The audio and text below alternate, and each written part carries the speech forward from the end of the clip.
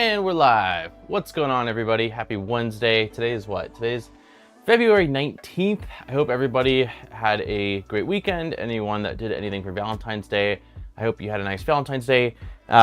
It's been busy.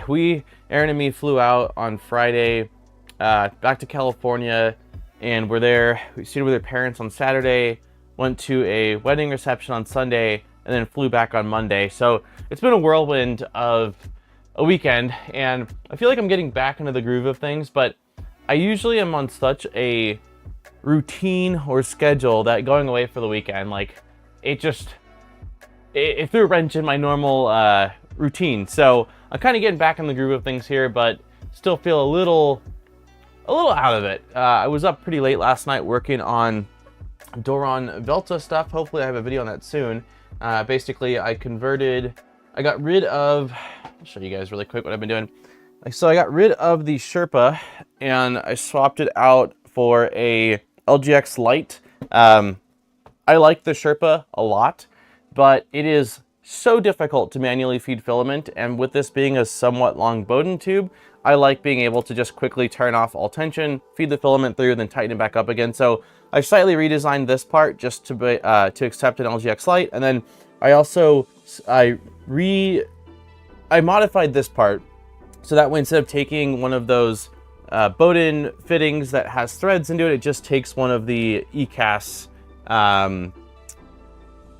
pieces instead. And then I swapped out the hot end from the stock hot end to a Dragon high flow, so that way I can use standard nozzles. And I just wanted to rule some things out because I was having some issues with it. So hopefully we have a full video on this, not this weekend because I was gone last weekend. I think I probably won't have a video this weekend. I don't think I'm going to stress myself out too much trying to get something done, but next Saturday should be a video on that. I've had some requests from people basically to cover the stuff that we do on the streaming channel in like a summarized form on the main channel, which I've done in the past. It's just I've been really busy with other projects, so it hasn't happened in a while, but it was a good reminder that, yeah, I should probably be doing that. So that's what we are going to be doing. So ECAS are also fittings. Yep, ECAS is what I ended up doing. How is everybody? Let's see who's all here today. We've got PFs in the house. Neek is here. Kegel, Down Under, 3D Experiments, Hobo's here. Beads, Tuxedo, Dutch, Maker Viking, Amar, Griffins, Nice is here. Hasios, Greenbeard, I hope everybody is doing well. RH3D, Collie, nice. Alan, Turtle Crawler, dude, so many people. Jerry's here. I hope everyone is doing awesome. Yeah, so I did do a couple things since last week's stream. I have one part that's still concerning to me that the bamboo is printing and should be done with in approximately 10 minutes. So on last week's stream, one of the issues I ran into was on these parts, which are called the spoolers. What are they called? These are called previous section. Respoolers. So the issue I ran into on the respoolers was primarily that underneath here, these wheels have two heat inserts. And when I installed them initially, I didn't use the little metal shaft that they're on. I just installed them and I thought that I'd gone deep enough. I clearly had not. So last week I tried correcting that, but I ran into some issues where I was stripping out a few of the heat inserts and it just wasn't holding well. So I ended up reprinting all of the wheels so we streamed on Wednesday. It was probably Wednesday or Thursday since I've been gone since Friday. So yeah, I reprinted all of these. I used the metal shaft inside of them and basically just slid each wheel onto that shaft, pressed the heat insert until I bottomed them out on the shaft, which guaranteed that they were fully installed. And now all of these are much more secure, which I'm thankful for, because that was definitely a struggle last week. Steve, what's going on, buddy? With the 10 gifted memberships, holy crap! Thank you very much. Steve and I are going to be starting our collaboration stream soon-ish here. We're working on the last few things, so I'm sure I'll talk with him this week and we'll kind of nail down our first stream for that. So I'm really excited. We're going to be building the Tic Tac, and that's a fully self-sourced, ridiculous. It's like, if you know what the V-Core is, nope, not the V-Core, the V-Minion. It's basically the V-Minion, but shrunk down, but on steroids. Like, it's going to be ridiculous. So it's a build that Steve's wanted to do for a very, very long time. And we've talked about it on and off for a very long time, and Steve finally was like, hey man, let's do this thing. So we're getting really, really close to starting that up, and as soon as we know the beginning date for that stream series, we'll announce it, but it's getting close. So I'd say keep a lookout in the Discord. I'll definitely tag all the people with live notifications on, and then I'll also announce it, as I'm sure he will, on our streams when we're ready. So that'll be a lot of fun. Hey GPs. So yeah, so I redid all those. That's good. I reprinted out this piece, which is one of the two pieces that split, and I got the ECAS in. The concern I have is on this other piece. So this is what I'm reprinting right now, and I forgot that I had already reprinted it, which is this piece right here. And I hit it with a heat gun thinking, okay, if I soften up the material a little bit, I'll be able to get the ECAS in no problem. It went in easier. It felt like it went easier, but it still split. So I think these were all printed on the GD Plus 4, and I did slow things down. It's now printing on the Bamboo printer, and if it splits on that, then I don't really know at this point what I'm going to do for the sake of the stream. The way the layer lines are on this, when you print it like this, flat, it breaks along the layer lines, which makes sense. I mean, in a 3D printed part, your weakest point is going to be right along those layer lines, so if it doesn't work for me like that, I could try it like this. I can try scaling it, but I'm really hoping the one that gets done in about 6-7 minutes, we're able to get this in. And if not, then we'll do other things, you know, in the meantime. I'm hoping we get this basically done today, if that even means minus this, everything else. And then maybe we'll take a look at the 2.4 powered on, because it's been a little bit, kind of see where things are at, and maybe decide, you know, what we're planning on doing, whether we're going to switch over to CAN bus, whether we're going to stick with USB. But yeah, this is the last piece out of it all that's been an issue. Everything else is now working fine, or not working fine, but is assembled. And yeah, I think Ryan, weren't you the one that bet money last week that I was going to snap it, and then I instantly snapped it? This definitely seems to be the most difficult part. At least with this one, you are still going against the layer lines because it's kind of putting stress in all directions, but it's just got thicker walls. Well, this doesn't really have, it has really fine walls. I mean, if you're looking at, let me take my calipers really quick here. The wall on this thing, we'll take the snapped piece because I still have that right here. Let's hit 0. Nope, that's fine. The wall on this is approximately, I'm going to call it it's roughly 2 millimeters. So it is not a thick wall. So, hey Pedro, hey Papa, way, how's it going? I also modded the wheel hubs to use square nuts. Did you message me? I mean, I'm always way behind on Discord messages, but I know I got a lot of messages this weekend, and I'm even more behind than normal. I was originally going to bring my laptop on my weekend trip, but I know myself, and if I bring my laptop, I'll end up working for, you know, the entire flight and time there, and so I told myself, nope, I'm going to leave my laptop. So I did absolutely zero work, checked 0 things, which was really nice, you know, even if it was just like 48 hours. So I think we're printing with it today. No, we won't be printing with it today. My goal is to get this part done. I had mentioned at the beginning of this build series that like the plan is basically get the actual box turtle done. Then there's likely going to be a pause either for my stream with Steve, or I have a few other things, and then we'll work on the toolhead and the firmware side of things. So my goal is to get this part finalized today. That's really kind of where I'm at. Bearded Princer, thanks for the gifted membership. It looks like Amar got the, got the gifted membership. Sometimes those short disconnects can be, yes, I don't get them very often. I don't allow myself to get them very often. So let's see where we're at with all of this. This is the section on Turtleneck, which is basically what we're waiting on now, because of this, my arch nemesis. So let's see what the next section entails. Image shows the ports to install each lane. So are we, oh, you know what? We should probably go back. Can we just go page 1?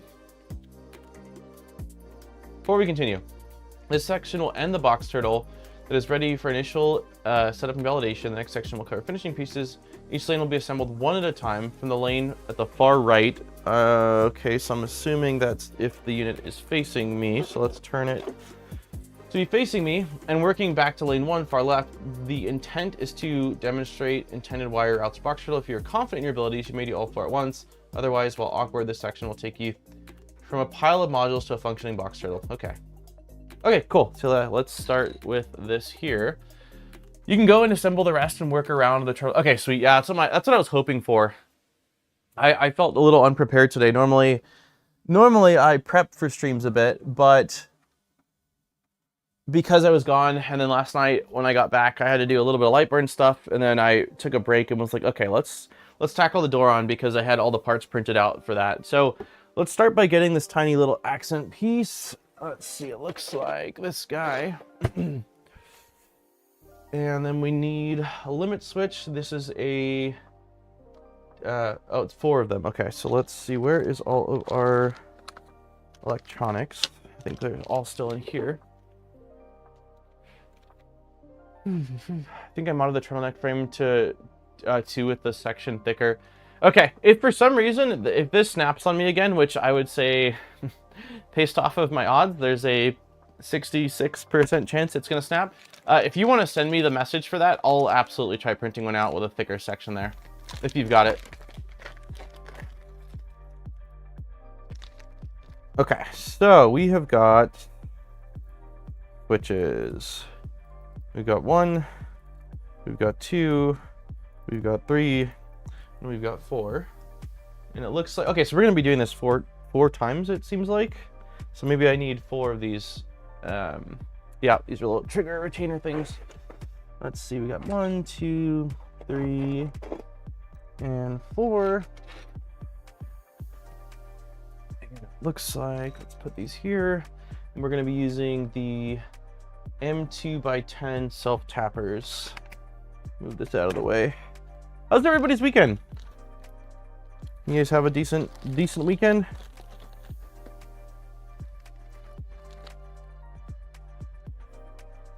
Eight millimeter reamer. Yeah, I'll absolutely try. In this instance, Steve, I think what I'll do is I'll do all the things. I'll get an 8mm reamer, and then I'll probably take my heat gun and hit the part with a heat gun and just see. But I was confident in this one that I just snapped right before the stream. When I used the heat gun, I didn't feel like it actually took that much pressure to get in. It still somehow snapped. So we'll see. But yeah, I didn't try the ream run either of them, so I will do that just to rule that out. Okay, here we go. Self-tapping screws, M210s is what I said. Yep. Okay. It's easier to start from the lane 4 because you add more wires as you move towards the left. Okay. You said it's easier to start with lane. Okay, so I'll go ahead. Do you know if your shirt is available to buy in the EU? I don't know. Fabrico gave me 2 shirts when I was helping out at their booth at probably from Rocky Mount. No, it was, I think it was East Coast Rep Rap Fest. So I don't know. I imagine they probably sell merch on their website, and I don't know how European shipping works with Fabrico, if I'm being honest with you. Okay, so it looks like we want these to be facing... forgot I couldn't do this. Yeah, so it looks like this direction with our switch, like this.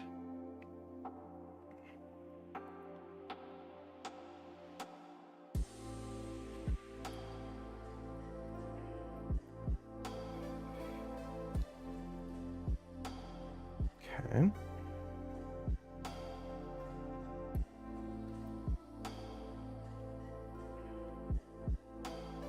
Hey, Precursor.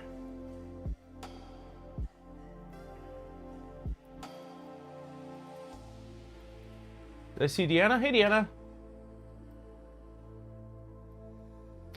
First one of these builds I was able to catch live. Are the motor cables and sensor cables matched up on the extruders? Are the motor cables and sensor cables matched up on the extruders? I don't know what that means. Are they matched up on the extruders? Oh, you mean like, no, they're not. They need to be, it looks like, though. So once we start installing these or get towards installing, it looks like they do have numbers for the specific lane, which I'm assuming relates to their length. I probably shouldn't have gone so... Nice! With the 5 gift memberships. Thanks, buddy. How was your weekend, man? You do anything for Valentine's Day with wifey? Okay, let me loosen this up a little bit.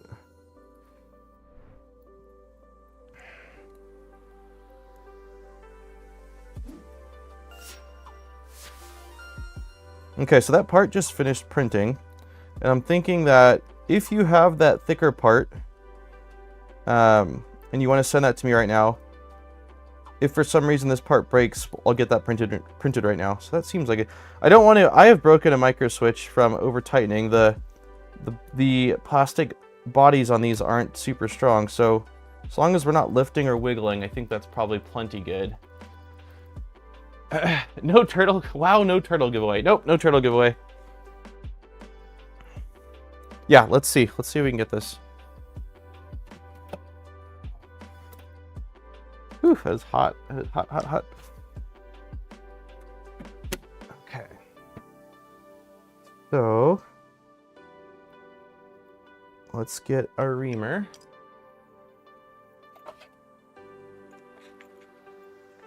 Just don't shove it through. Screw the switch. Yeah. This looks like 8mm. That feels fine to me. That's not. Might have removed a little bit. So I mean, anything's better than nothing. Okay. All right, everybody. Say good vibes. I'm gonna hit it really quickly with the heat gun just to try to soften that area up a little bit, make it a little less stiff.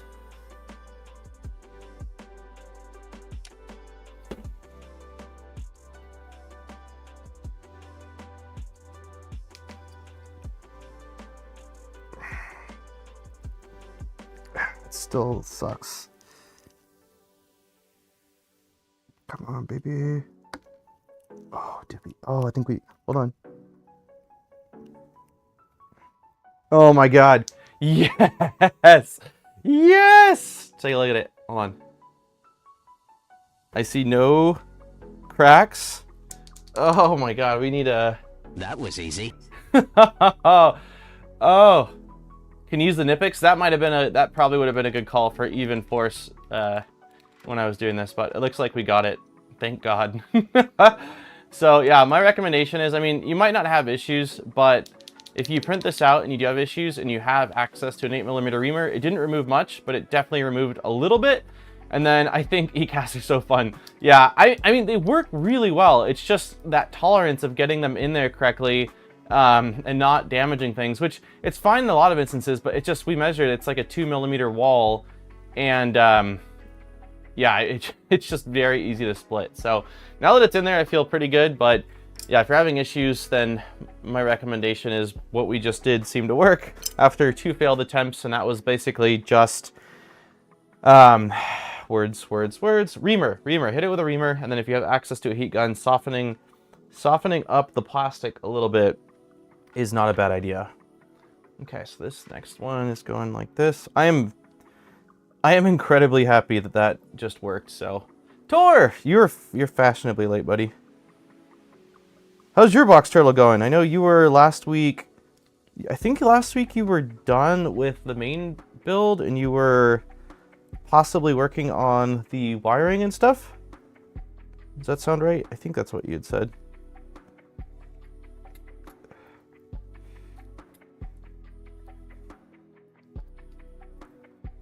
I'm really happy about that. Buy this or wait for Big Tree Tech VVD. I don't know much about VVD. They had told me,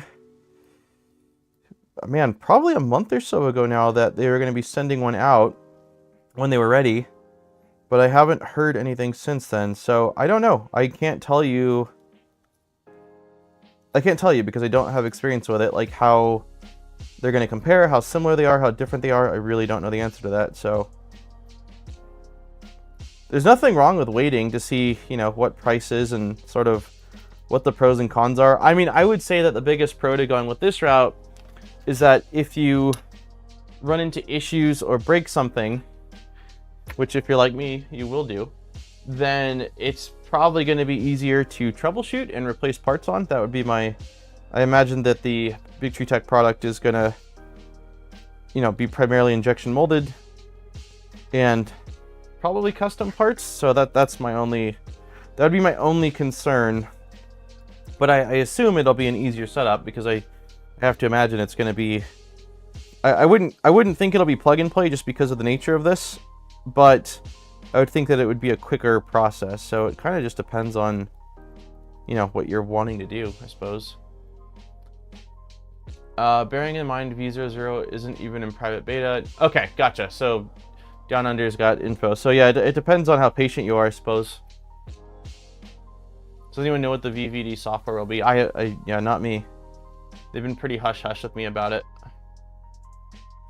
Granted, I haven't probed, but yeah, they haven't been like, oh, here's all of the details about it. I don't have any of it. My box shuttle just shipped from KB3D. Nice. I still need to tune it a bit more, but I've gotten prints done sick. That's awesome. Okay, I think that's tight enough. Yeah. I'd rather be a tiny bit loose on these than over tighten them. What are we doing? What are we doing? What are we doing? That seems... Nope. Did I do one of these in the wrong direction? Let's see. Should be facing downward, facing downward. Nope, I did them right. Okay. And this one's going like this as well. What did I just do? Oh, there's only one direction. Okay, there's only one set of holes, so the only thing you could do wrong is potentially put the switch, like, it needs to go like this with the arm on the left side, and you could potentially do the arm on the right side, but other than that, it's kind of hard to screw this up. Let's see.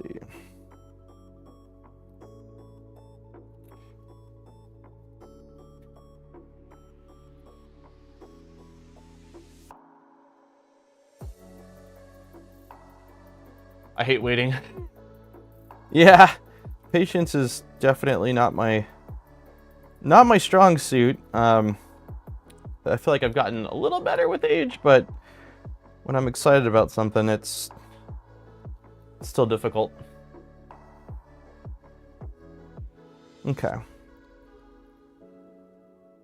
So these 4 switches are on and done. I don't know where I put the baggie for these little self-tappers, so let me move these out of the way so they don't fall on the ground. They're also sharp since they're self-tapping, and I really don't want to step on one, so let's put those there.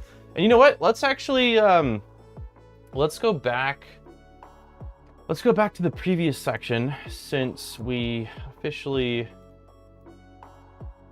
did that part. So we need, okay, here's that piece, this piece, and then I don't think I broke the other piece with the heat inserts. Yep, there it is. Okay.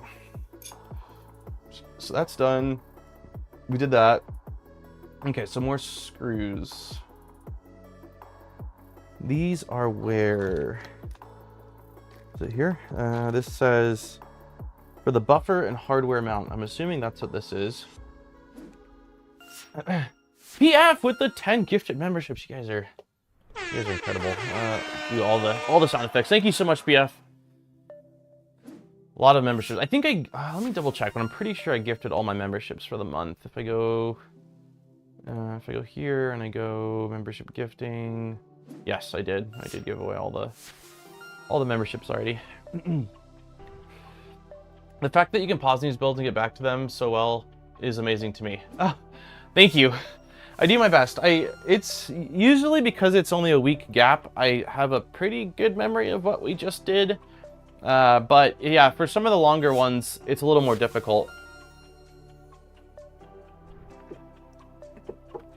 But yeah, I typically, I guess one of the pros of my brain is that it does allow me to do that fairly effectively.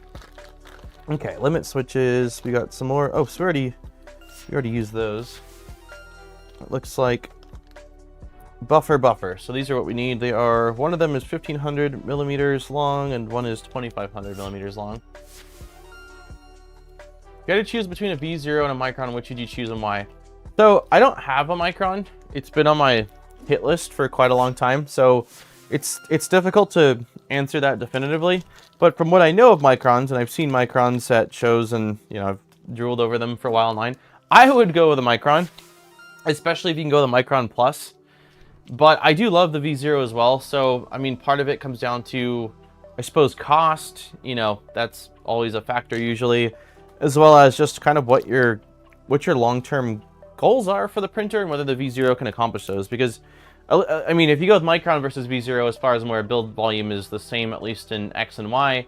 But if you go with micron plus, you're getting Is it 180 now? Is that what the Micron Plus is? You get a bit more build volume. Okay, so the one thing I'm a little uncertain about is it looks like these have levers, but the switches I have don't appear to have levers, so I'm assuming that's probably okay. Maybe things have changed. V0 of staying at 120 micron. Yeah, exactly. The micron, you got the... have you done the Filometrics mod? I have not. Take the Turtleneck ECAS out and do it again. No. No, sir. I will not. I love a micron. It's the perfect size. Yeah, it seems like a really cool printer. So the thing I'm not certain about is twofold. One, I'm not sure... Hopefully, we're just going to assume that we don't need these lever arms because I don't think I have an extra set of micro switches in this kit. But the thing I'm not certain of is, as far as length goes, which one is the, what did we say, 1500 millimeter, and which one's the 2500 millimeter? I don't see any mention of length on here.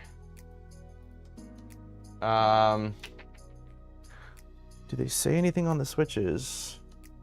Buffer 1, buffer 2, which doesn't really mean much to me. Need the levers. You need the levers. You do need the levers. Interesting. So, did I screw up or did the kit not come with the right stuff? Because on the next section, let's open up a new tab here. We were here and we were here, I think. Yeah, these all appear to need those as well. Oh, the kit messed up. They're in the Filometrics bag, which is this guy. Okay. Is that what this is? Oh, that's the thing that I talked. Okay. That, if you just read, so I had pulled this out initially and was going to switch this out. Yep. There's a piece of paper. Due to an issue with switches, so you need to switch them out. I was going to do this right when the stream started, and then I think it was, I don't know, someone mentioned like, oh, it's not needed till the end. So this is the end. This is when that actually matters. So let's see if we can find those switches. Am I? Oh, that's right. We have to resolder them, right? So maybe they're in a small baggie. Why am I not seeing them? Did I take them out already? Okay, let's chill for a second here. If you're careful, you can just move the levers. I'd probably... Hey, Anthony. Hey, BBs. Just swap the levers. Okay. I'm just not seeing them. It's possible that they're already somewhere out here and that I had moved them earlier on and just didn't remember that I'd done that. So I'm not seeing it in this bag. Let me shove all this stuff back in here. Let's do heat inserts, nuts, more heat inserts, screws. Looks like shims, a spring, inserts, nuts, set screw. Yeah, I'm not seeing it in this bag. So I must have previously, when someone said you don't need to do it now, still done the swap as far as the bag that they're in. So are they? Yep, they're right here. Okay. Is there a trick? I have a batch 2 kit. I think they fixed it in there. You can swap the levers if you're gentle. Does anyone have, is it just, I've removed them before, but I never was careful. Is it best to just use like needle nose pliers? Is that kind of the, I imagine I can't probably just do it with my hand without bending it up pretty bad. Where is my needle nose pliers? There they are. For anyone else that's removed them, you have to squeeze them. Yeah, okay. Okay, so I will do my best to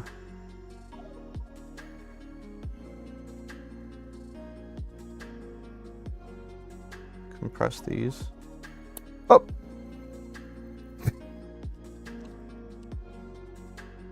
Where? Oh no! I might have just goofed. Okay, so it flew off. I didn't hear it hit any. Okay, I found it. It's on the ground. Okay. All right. Okay, it doesn't look like I bent them up too bad. So there's one. Let's try to remove the other one. I will attempt to not let them fly across the room. All right. That was lucky, yeah. Okay, here we go, here we go. So we're just getting the edges, a little squeeze, okay. Okay, that one worked a little better. God. All right, let's see. Where, all right, here we go. Here's what we need. That was silly. Okay, so here's one. Let's see if I just line it up like so. I wonder if I can like kind of preload one of them.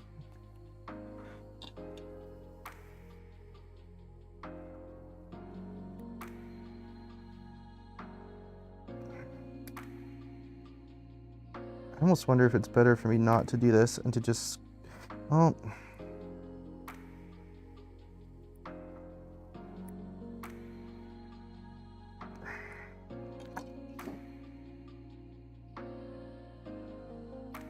Shit.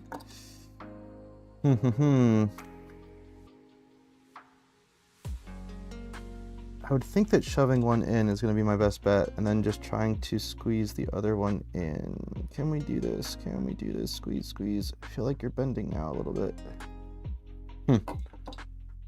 I could probably just use your nail. Okay, I can try that. Let's see if I... Okay, let's try getting the other side in. So let's do this side like that. Okay. And then just bend. Come on, baby.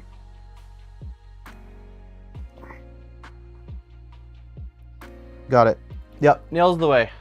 Good call, Steve. Okay, so using some needle nose pliers was helpful in getting them out, but getting them back in, if you just shove one in and then use your nail to kind of compress the other one, it seems to work fairly well. Autofocus went blurry, sorry. Here, I'll turn it off for this one so you guys can watch me struggle. Let's see. I can't see what I'm doing. There we go. Okay, autofocus is off. So yeah, I just went ahead and shoved one side in, so that way it's in the slot and in the hole. Like, okay, all right. There we go. Nope. There we go. Okay, and then this one went in actually a little, maybe too easy. This one I think I bent a little bit more, so I'm gonna go ahead and actually pull this one apart a hair. Let's see if I use... Nope, can't shove that in there. To have a flathead, I can just shove it and twist ever so slightly. That is not a flathead. Okay.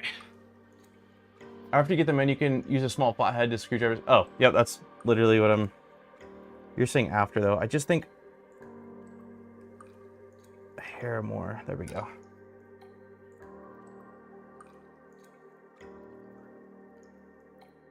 This one was pretty dang loose, so I don't think I'll have issues getting it back in. Okay, maybe I should not say that.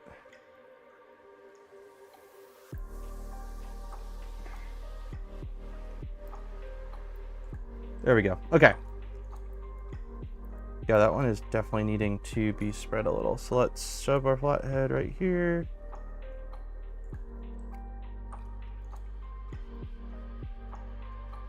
Interesting. I'm worried. The concern I have is like the little plastic housing that they slide into is not very strong.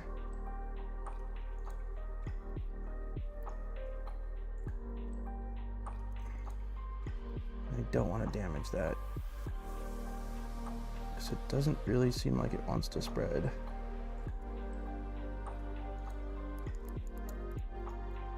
I mean, maybe that's sufficient. I wish it was a little bit, wider.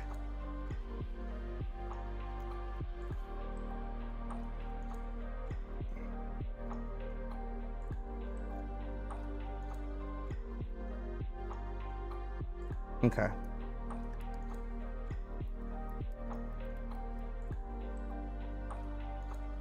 Jackson's crying.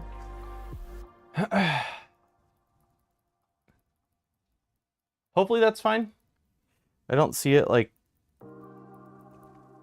I don't see it popping out. Let me see what the other one looks like. Yeah, the other one I like the other one better. The other one definitely is in there better. I'm almost tempted to take it out one more time, spread it. I think it's easier to open up outside and then just bend it the little bit of amount you need. I think they're kind of frosty normally. I don't know. What do we think? Leave it or attempt to do some more? One of them is definitely good. The first one I did with my nail, I could feel there was just more resistance to get it in, so it didn't actually need to be open. But this one, I'm not loving. I'm not loving it. I'm the opposite of McDonald's. I'm not loving it. It's still bent. Yeah, the blades are bent unevenly. Yeah. I think it's gonna be easier to just take it out and try to correct it. Leave it. It's always the one more that breaks it. You're not wrong.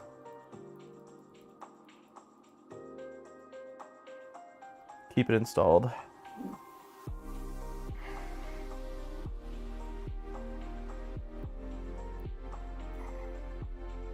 It'd be nice if I had something else small. Like I'm seeing if I use my nail to kind of pull it one direction while I use the flathead to pull the other.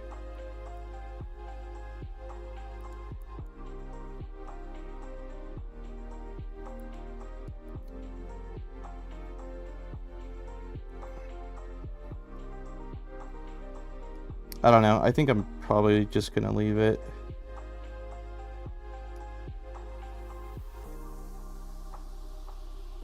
It doesn't seem to be bending more like in the correct way.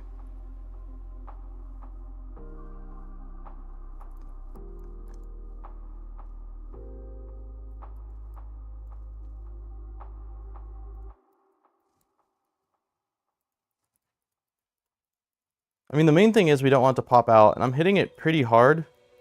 Like, going back, forth, and I don't see it coming out, so I think we'll call it good enough. It's definitely not as good as the other one, but it's probably good enough. Give it a get some good flicks. It doesn't pop. Yeah, that doesn't say. Like, I'm flicking it pretty hard. So, maybe Steve can recommend a special tool. What blue is that? This is LDO teal ABS. Perfect is the enemy of good. You're not wrong. One of them went so well that it's like I just want you guys to be the same, but you're probably right.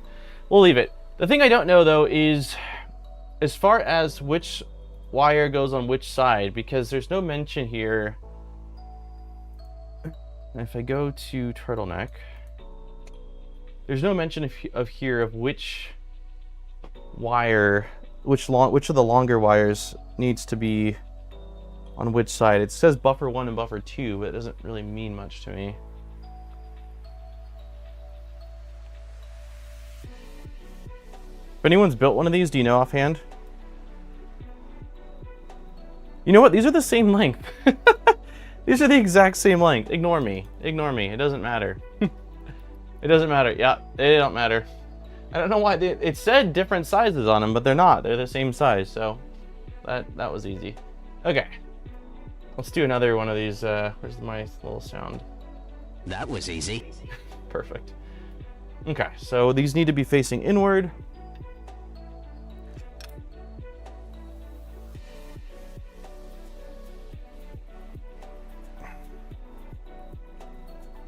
Where's our screwdriver? There we go.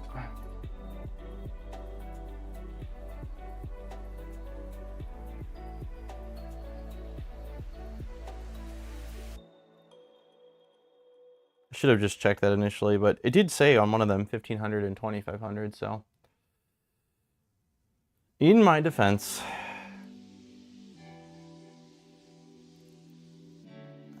let's see if I can get these lined up.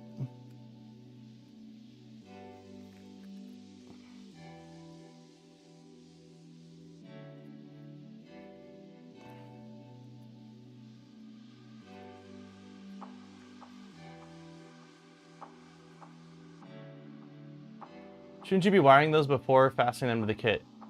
I'm just going in order of the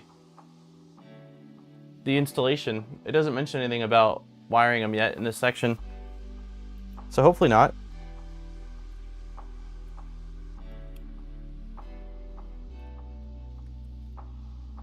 Yeah, we went back because this part I wasn't sure if we were gonna snap it or not. So we went on to the next section, which was wiring. This is not. This is kind of tearing up the printed part. Definitely looks like it's over extruded a little bit. So I'm not gonna go. It's not gonna be perfectly flush, which I don't know how much of an issue that is. Yeah, I don't want to go tighter than that. I'll show you guys what I'm seeing here. There's a slight gap. You can see the plastic kind of pulling up right there. I meant soldering the wires. Oh, we didn't have to solder the wires because we swapped levers. So your options for the batch one were either remove the wires and solder the switches with the arms, or do what we did, which was just swap the levers. So yeah, that's why we did that instead.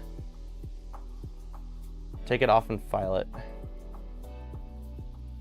I can do that. Yeah, I can do that.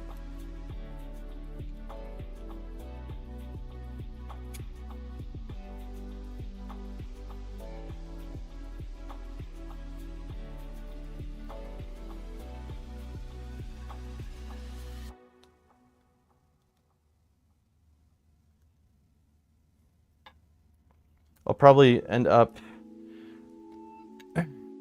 it's not going together flush like this. Razor blade. Yeah, razor blade's actually not a bad idea. Let me go ahead and install the screws on the other side as well. Just to try to do them all at the same time.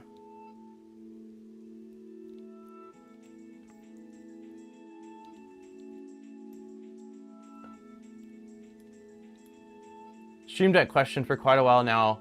If I use my Stream Deck, it sounds... Wait. For sounds, I then get crackling in my audio. Only rebooting PC gets rid of it. Interesting. I don't know. I don't have an answer to that. I've never had issues. The Stream Deck's been pretty flawless for me. I haven't really had any issues with it, so I don't know.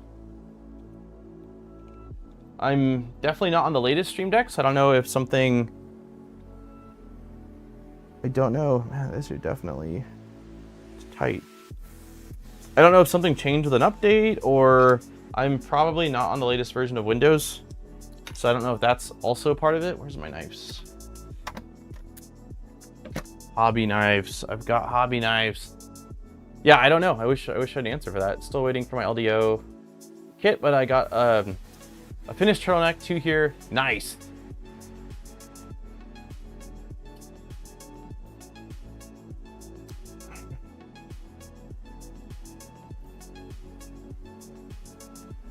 I am slicing away from my hand.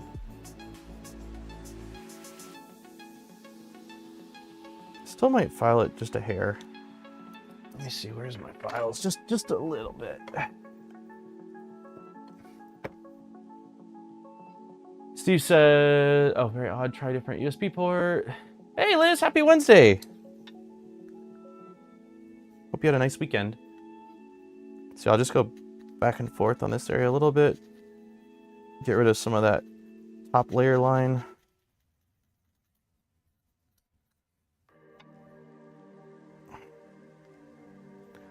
There's also some crap inside of the, what I'm imagining is a registration hole for the top part, so I need to clear that out.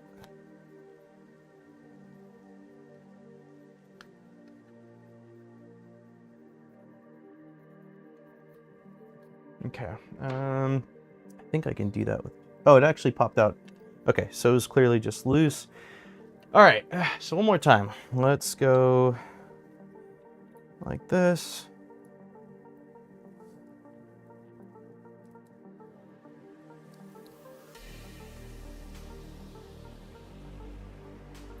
It's actually crap on the, there we go, on the screws.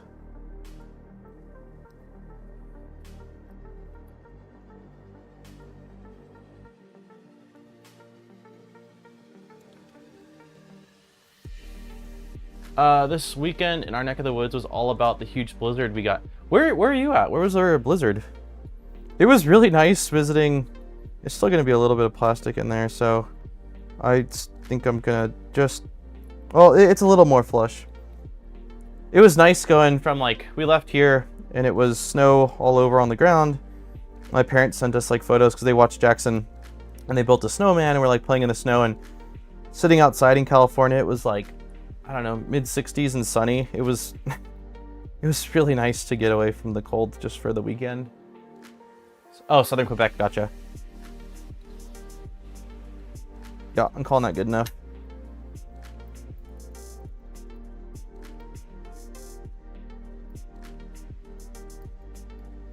Okay.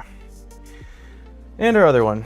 And it's probably going, yep, towards the center as well. Let's get our...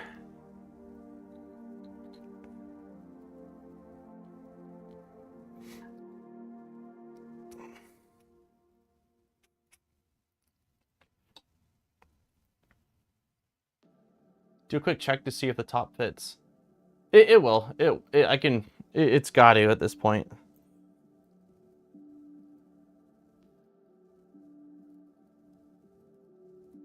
I'm confident that the top will fit.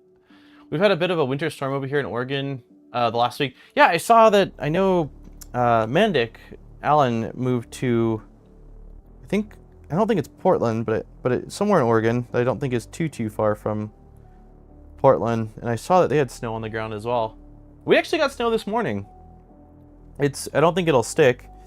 We have a lot of, where we're at in Idaho, a lot of times it'll snow and it either instantly won't stick or it'll snow and then by like afternoon you can't even tell that there was snow. But this morning there was some snow falling. Okay, that seems plenty tight to me. Alan is in Westland. Okay, yeah, I thought he was somewhat close to Portland. I know he's not in Portland. He's kind of in, not the boonies, but like I've seen like photos of the area he's in, and I know that there's a lot of like forest right around him, so I know he's not like in the big city. Okay, so those are in. What's next? I think we just basically drop this in. So this goes into the other part, like place the slide into the lid as shown. So it looks like this. I think, yep.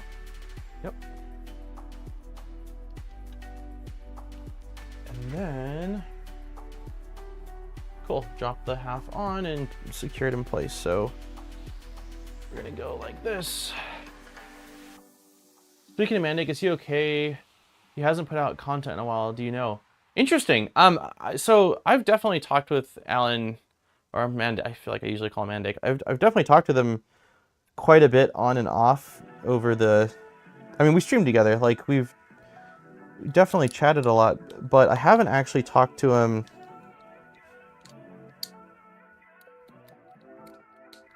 There we go. Okay.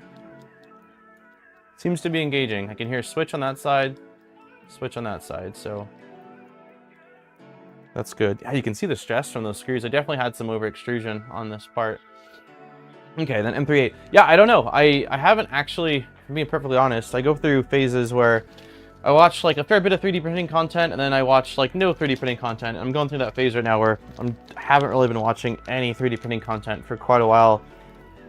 Outside of, you know, when I'm working on my own stuff, so I'm constantly around 3D printing stuff. But yeah, I haven't actually noticed. The last one I remember from him was probably a few weeks ago, and I think it was related to his like server or his like something with his networking stuff. And I feel like that was probably a few weeks ago. But yeah, as far as I know, I don't know of anything. You know, he's also, I don't know if you're on X or not, but he has posted, he's been working on something. I just saw today that he was showing off like a beefy power supply that he had. So maybe, I don't know, maybe he's just working on some larger projects or something that are taking longer. Mandic has made some social posts. Seems like he's working on some background. Yeah, I was gonna say, I think I just saw today that he was working on something that had some large power supplies. And I think I saw a post earlier about him asking for a specific driver. So I assume he's probably just working on some larger projects that are just taking longer than expected. That's my assumption. But yeah, I have no reason to believe that otherwise, like there's something else, you know, going on.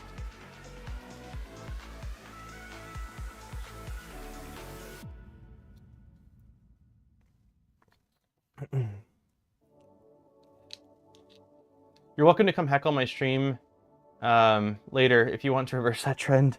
What are you streaming on YouTube? And what time, like my time? So right now it's almost 1 in the afternoon. I think the main things what did I tell Aaron I was gonna work on today? I was going to be printing with Doron to gather some footage after I finish the calibration on that. And then I have to do some MicroSwiss stuff. I'm working on MicroSwiss is sponsoring some videos, not full videos, but like they're like they used to do like an ad placement. So I need to wrap that up. I've been falling behind on that. So I should have some downtime. I don't think I have to do any audio work, so I should be able to have the video on for at least a little bit. In your self promo Discord. Okay, 5 hours now. Okay. Yeah, I'll see if I can. I won't make any promises because part of it is also dependent on how Erin's feeling, whether I'm watching Jackson, because she's been quite sick. Okay, that seems good. You can't hear it, maybe, but click, click, click, click. So the switches are engaging both sides of it. Cool. So that looks good. I'm tempted to hit that with, probably not going to be visible, but I'm tempted to hit that with a heat gun just to like get rid of the stress marks. Let's do that really quickly.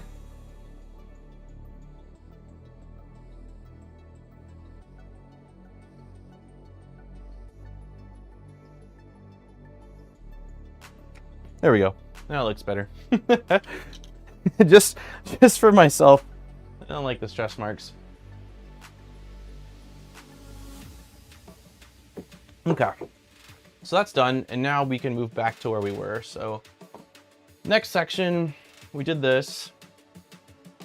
Remove the 2 M516 button. Okay, so if we're, let me slide all this hardware off here.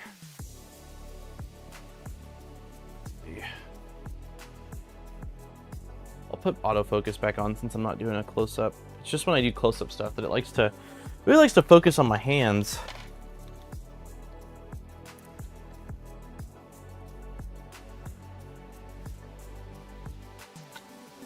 Okay, so if we turn this so that way it's facing matching orientation with the drawing here, it wants us to loosen the bottom ones here, which is already loose. This is the one, if I remember correctly, that we never fully secured because that's what the instructions said. We'll go ahead and completely pull these out.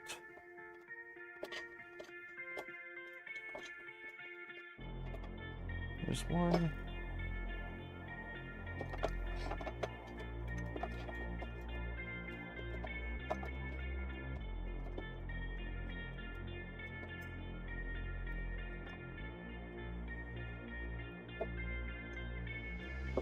Okay, got our extrusion off, put our bolt, oh, hello, put our bolts off to the side.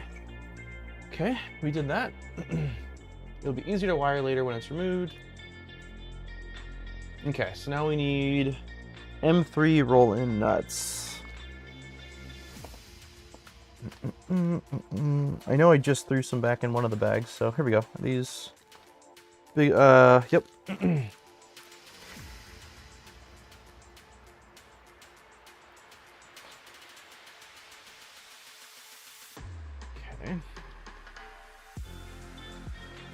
How's the mini-bot? He's doing good. He had a really fun weekend with, I'll show you guys this photo really quick, man. My mom sent us this photo.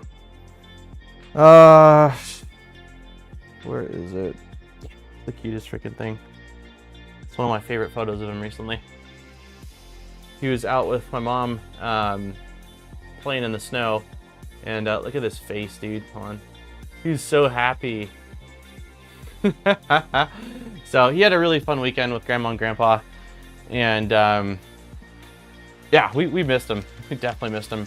I mean, we were only gone for probably 2.5 days in total or something like that, and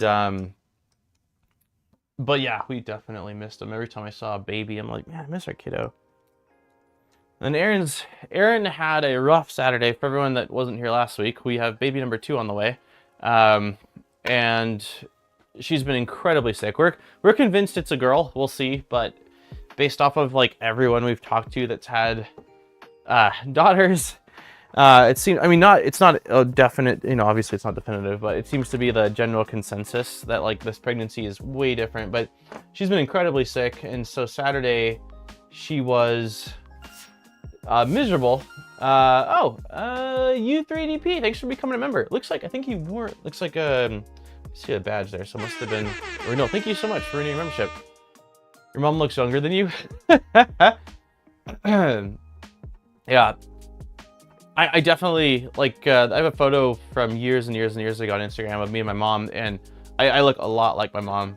But yeah, both my mom and my dad are very healthy, both in their food, and they exercise constantly. I think they do like 3 2-hour gym sessions a week, and then my dad during winter time snowboards twice a week for like 5 or 6 hours. So both of my parents are just, they take good care of themselves.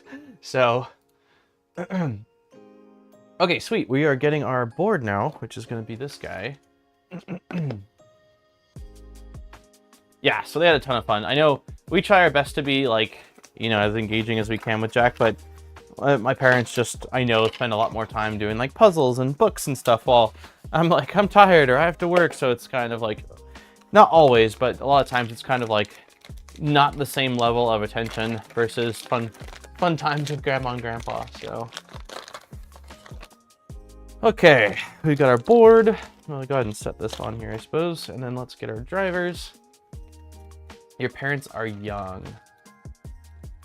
Yeah, they're, well, I'm trying to think. I don't actually, it was just my mom's birthday on the 10th.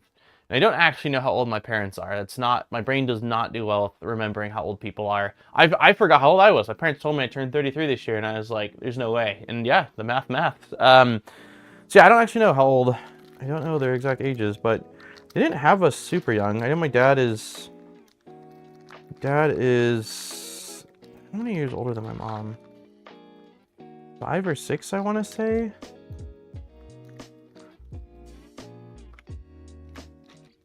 Yeah, Erin's been going through the ringer. So Saturday, she pretty much was sick the entire day. We were there our first day. I got to see my brother, which was really nice. And then thankfully, by some miracle, on Sunday, she felt a lot better. So she felt good for the wedding, or for the reception, which was awesome, because that would have been awful just being around people and trying to put on a happy face when you feel like crap. And then she did pretty good yesterday during travel, or 2 days ago, and then pretty good yesterday. And then today she started feeling sick again. So we're keeping our fingers crossed that after the first trimester, things just get better. So we shall see. These are kind of neat little cartridge film trays. I don't recall getting driver in these before, but maybe they did. Ginger or peppermint help? Ginger is the one. Peppermint, we haven't tried. Ginger, we've tried. The thing that kind of sort of seems to be working right now is oh gosh, so it's B6, it's ginger, and then it is Unison. It's a sleep aid that is, from everything I've done research online, child safe, and that seems to be helping. The issue is, like, I think today, because Jackson slept in late, he didn't actually get out of bed till like 9, and I think she probably took her last dosage of it at 8 o'clock or so, maybe 9 o'clock at night, that by the time she was up and took it, like, it was already too late. She was already sick, and so then it's like playing catch up with it's been brutal. Well, if he snowboards, he must be pretty young. That's an old person's, that's not an old person. I would love, I'll have to ask my dad when I talk to him next what his current age is, but my dad is just in, did I do something wrong? This driver looks, no, I'm installing it upside down because I'm a goofball. My dad is definitely, like, for his age, in incredibly good shape, and hangs, like, he skateboards around the mailbox and stuff.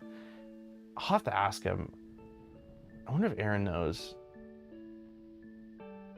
I want to say,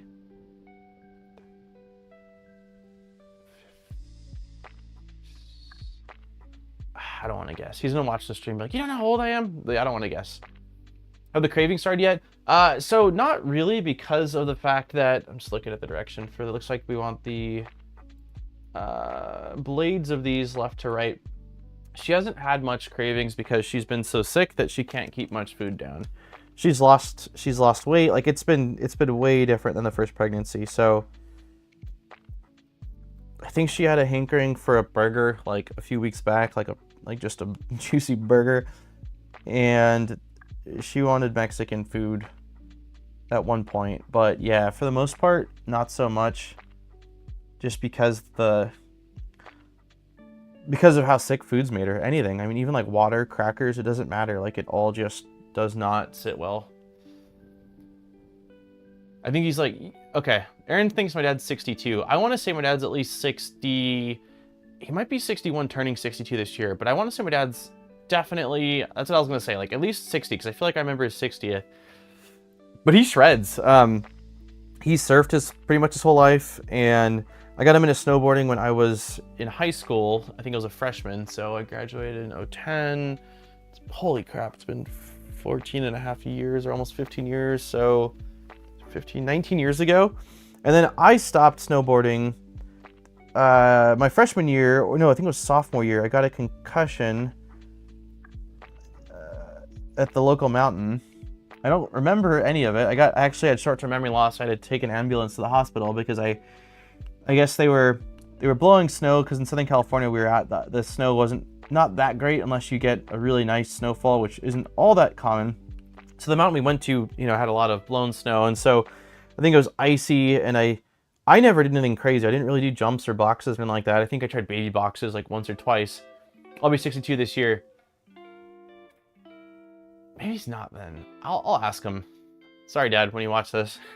It's just one of those things where I mean, I didn't even remember my age. It's just, my brain is weird. I can remember certain odd facts, but then things like certain numbers, like people's ages, it doesn't compute. That is my age. I can't imagine me doing that. But yeah, he's surfed and like skated my whole life, and then I got him into snowboarding. I stopped because of the concussion. After that, I just kind of was like, eh. And then I've gone a few times since, but he really wants me to go with him, and I would like to go. I haven't snowboarded in Idaho, so thinking about renting some gear, because I still have all my gear, but I got it when I was 13. And I've grown a little bit. I was a fairly late bloomer, so I think when I got it I was probably like 5'4", so it's certainly too small. And according to my dad, based off his new board he got, the technology has gotten pretty incredible as far as like, I don't know, the shape of the board as well as what they're actually made out of. So I'd like to try a little bit newer of a board. Hey, Armor.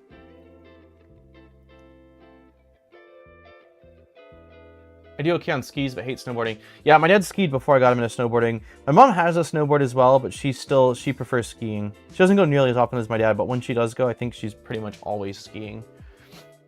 Okay, ensure that your stepper drivers are properly installed at this time, depending on their vision. You the input power selection, switch leads, may be long enough to interfere with the printed mount. You may want to snip these short with the flush cutters. Oh, no, is that what we're talking about, the switch? Input power switch. Yeah, this does look pretty dang long. So if you look at this, it's, clearly longer than everything else. So I think we might want to just snip that just to do it, but let's get the printed bracket and see if it interferes with it.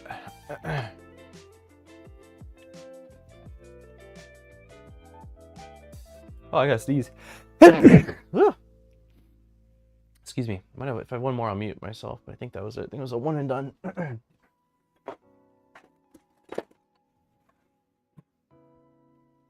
Okay, so this is going like this. And are we? Yes. Yeah, these are definitely too long. If you look at that, we're bumping before we're flush. So we're gonna go ahead and just I usually just use flush cutters for this. Thanks, hon. Thank you, everybody. I ski and I have a skateboard, though I haven't used it in years. Yeah, my dad, he has a longboard. He got me into skateboarding when I was a kid. I remember actually saving up for a skateboard, and I was a huge Pokemon fan. I still am, for which most people here are aware. I'm just going to cut it like right above the pad. And I got a Pikachu skateboard from a place called the KB Toys, which has been out of business forever. And where am I going with this? One second, let me look at the direction of this. This is going like this. Okay, yeah, we're no longer bumping. Yeah, I wanted to get this Pikachu skateboard, and I got it. And there's a photo of myself with my dad and my brother in the backyard with our skateboards. I wonder if I have it. I'm gonna show it really quick, man. Hold on. If it's on Instagram, it's such a rad photo. Pretty sure I took a photo of the photo. Where is this photo?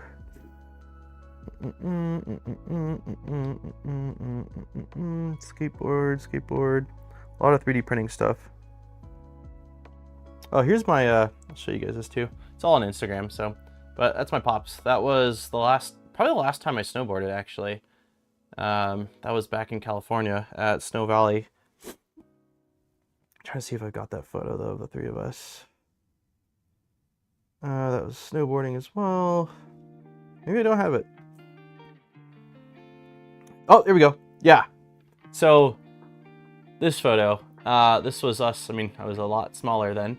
But this was the second skateboard I had. But if you look at, I don't know if you can see, can't see in this photo, but I had a huge gash on my face because I got a skateboard and I was riding it down the driveway and I thought it'd be fun to be on my belly. So I rode it down on my belly, but when I hit the edge of the driveway, where the asphalt meets the, pavement or whatever, the board went forward and my face went into it.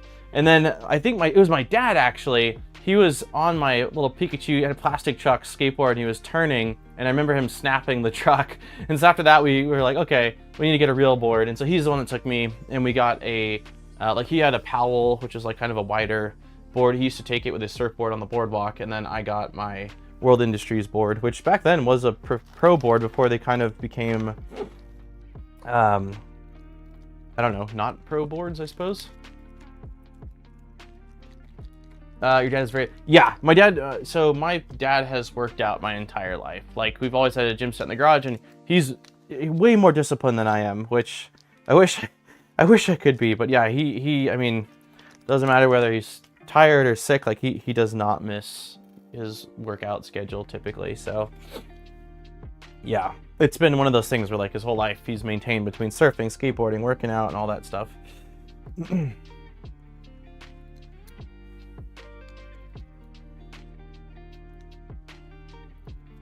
Okay.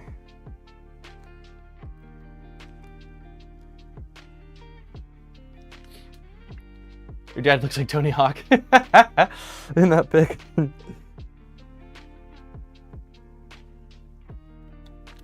Yeah, when I was a kid, we used to go to the skate parks, and I don't know if he like was dropping into bowls, but like he's not a street skater. He's always been a vert skater. So like, bowls and stuff like that, basically cruising, kind of, sort of that same feeling of riding a wave. It's not the same, but that kind of carving back and forth type thing. Does he partake in any of the other California pastimes? He does not. I think I know what you're getting at. He does not.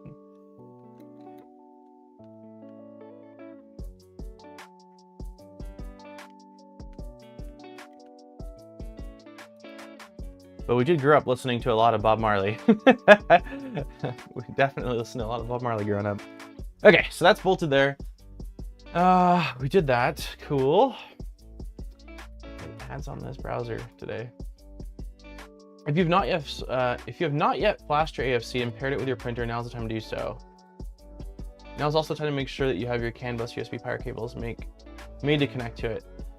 Interesting. I assume we can flash this after, right? Because I'm still not totally I'm totally the level of discipline. Yeah, it's really impressive. Me and my brother my whole life are like, I don't understand how he's just so committed.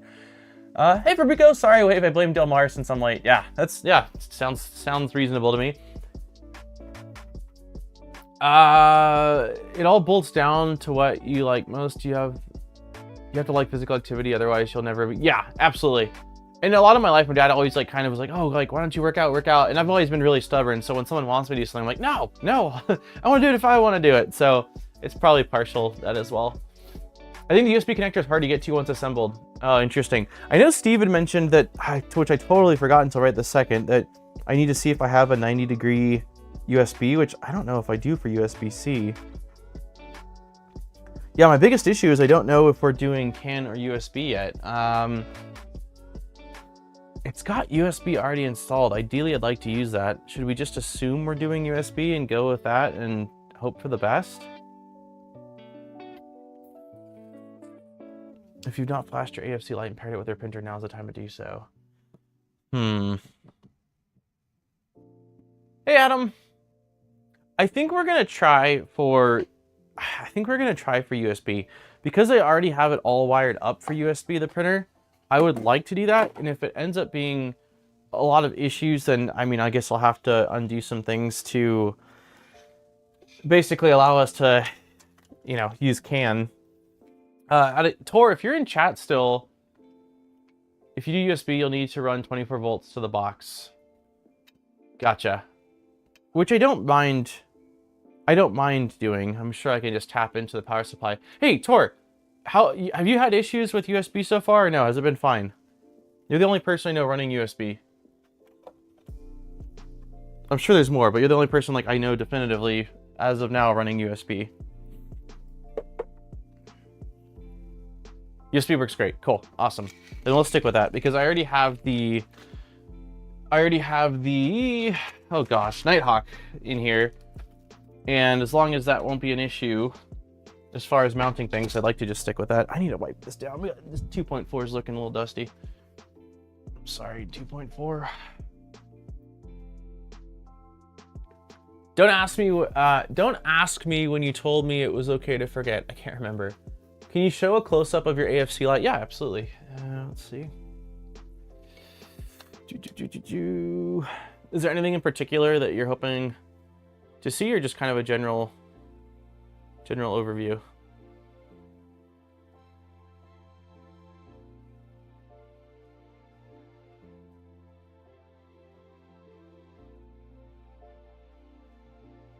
USB might be safer with cartographer. There are reports of them not playing nicely together. I'm running clicky, so that shouldn't be an issue, but yeah, we'll see. Nighthawk doesn't actually have the Nighthawk stealth printer doesn't have a USB port, right? So I couldn't run like beacon or cartographer or anything like that off of it. Is there anything else you wanted to see, Troy, before I pull it for now?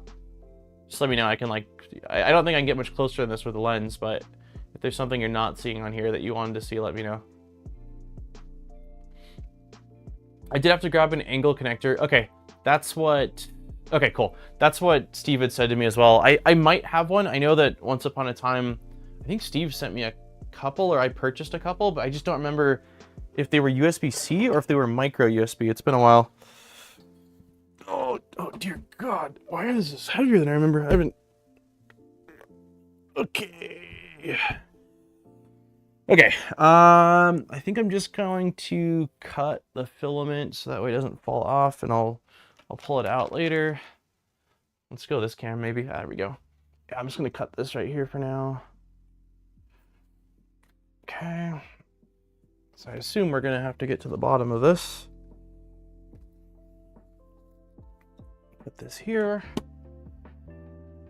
Let's see. Some useful God, why can't I talk? Useful resources to guide you. AFC light manual.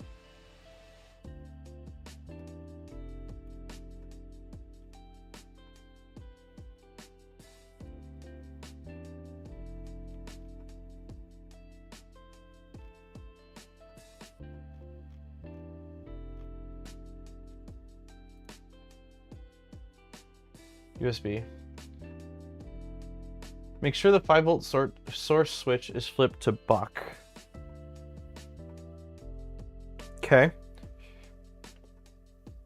So this switch this switch right here. I don't know how well you can see it, but it says buck on the left side, USB on the right side. So it says make sure it's switched to buck. So it was already correct, but I don't know if it came that way or if I just switched it on my own. Connect the AFC light to power and USB and turn it on. Okay, so I need to run 24 volts per swing to this. So let's go ahead and probably need to tilt this on its side to get to the bottom. It's probably the safest place because the back will have interference with the back will have interference with the, I can't talk right now, everybody. With this, the Bowden coming out, and then I can take this off, but I think we'll probably swap it or lay it down on this side.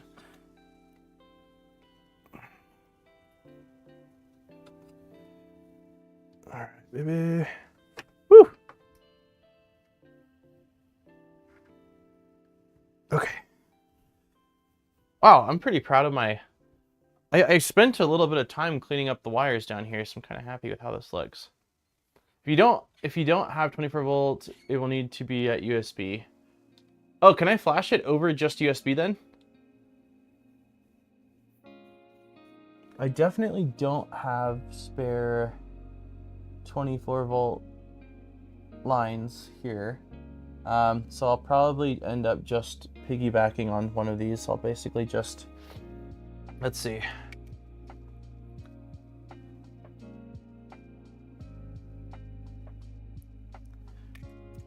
Let's look at the, let me download this really quick here. No bottom panel. Nah, man. I know that if Steve's still here, he's shaking his head in disapproval. Okay, so where is our... There's obviously USB, but where's power in?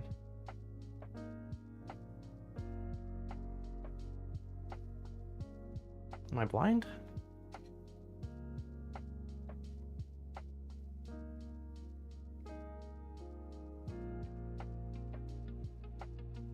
Is it the black? Is it this port? No, this is out, right? This has got to be...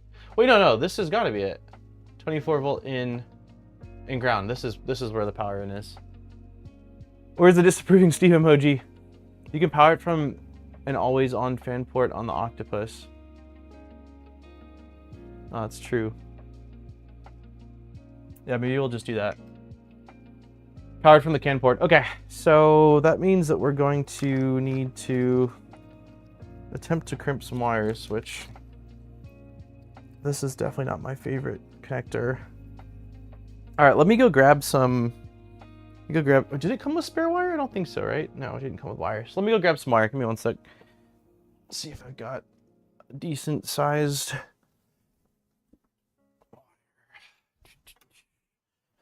That looks too skinny.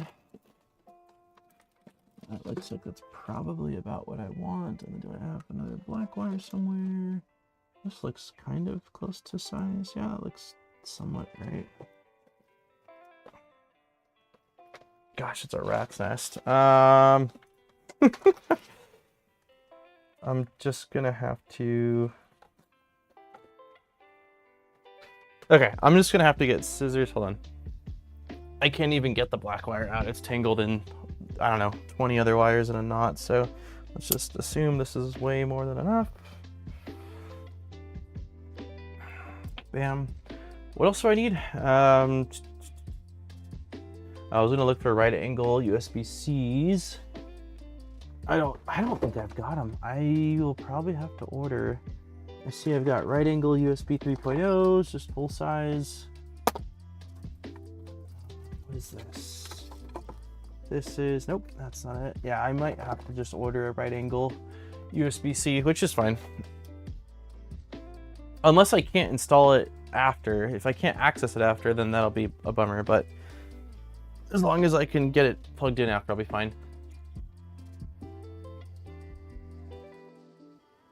Hopefully the Pro board comes with an XT30 plus 2 port. That's the de facto standard.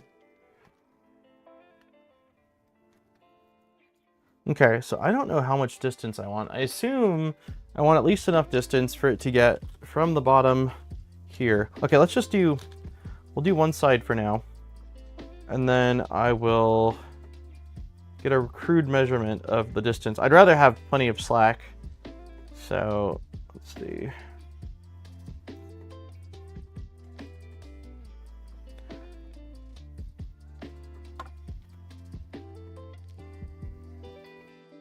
Okay. Oop. Where are my strippers? It looks like with these, if I remember correctly, we've got,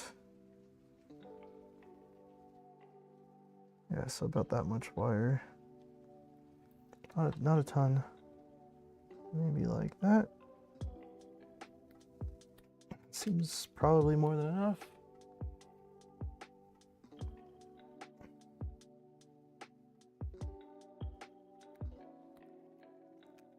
That was potentially a little excessive.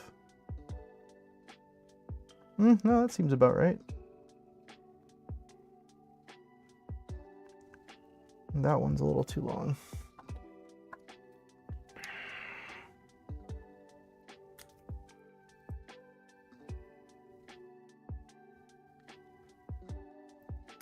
Okay, so that seems about right. And then I'm just gonna use my, oops, shoot, let's not drop the plug. I'm just gonna use my little manual non-ratcheting crimpers and crimp twice. So I'll crimp the wire, then I'll crimp, where's my, there they are. Nope, that's not it. Where's my, these crimpers are kind of busted, so it's gonna be interesting. Is Ted here? Hey, Ted's here. How's it going? Hope you're staying warm. We were just talking about Oregon a little bit ago and the storm that's passed through. Legend only for being hungry. Okay. So we're gonna do the wire first. So we'll line this up here. That looks right. Shove this through. Maybe. Nope.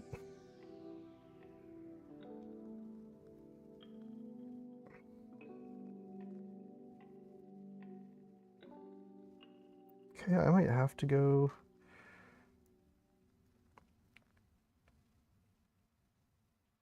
Oh, wait. I'm tripping. This is what I need. Here we go. Okay.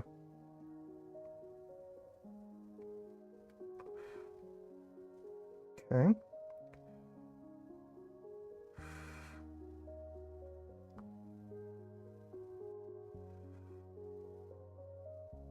I think I need to manually pinch these in a little bit with my finger.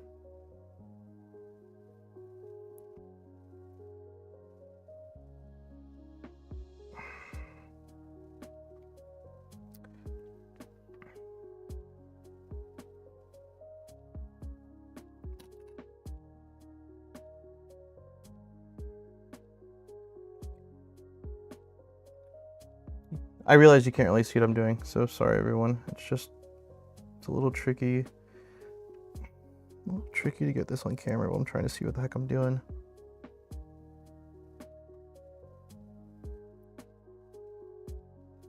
Okay.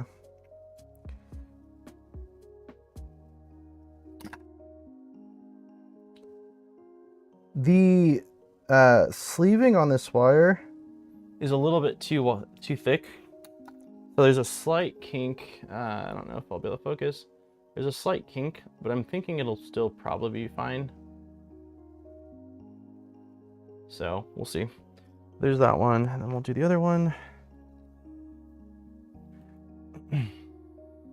Hey, tripods! Do you want me to start over? Want me to start over for you, buddy? A bit cold in here. How was do you have a long weekend? Did you get yesterday off? Or no, yesterday was Tuesday. We just got back from a quick trip to California, so it feels like today is Tuesday, but it's not. It is Wednesday.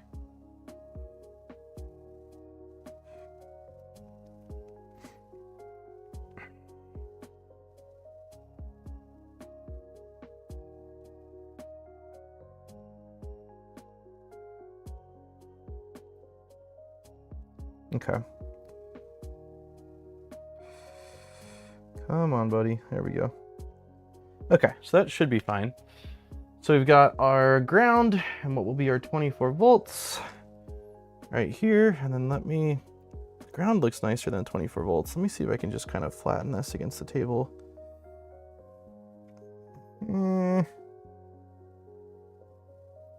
Okay, and then looking at the connector, looks like 24 volts is inside and ground is there. I wonder if I can verify that on here. I can't because I covered it. I can. So 24 volts is on the left, right? Is what I just said? Yep. Okay, so everything looks good there. I got our connector, which is going like this. So we want 24 volts on the left side. Make sure you don't flatten the tanks. Yeah. I was careful with that, I think.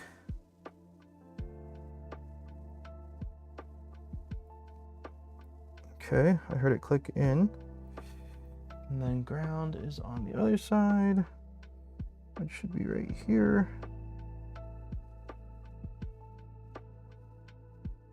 Come on, baby. Why are we not going in?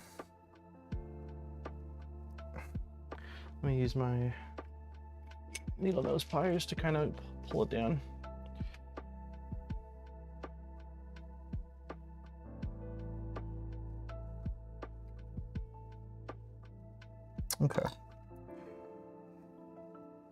Okay, so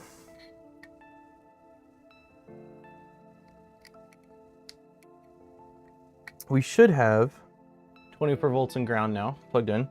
So the thing I need to figure out though is as far as length goes. So let's assume this is, let me cut off this bit of wrap. Let's not cut through the wires.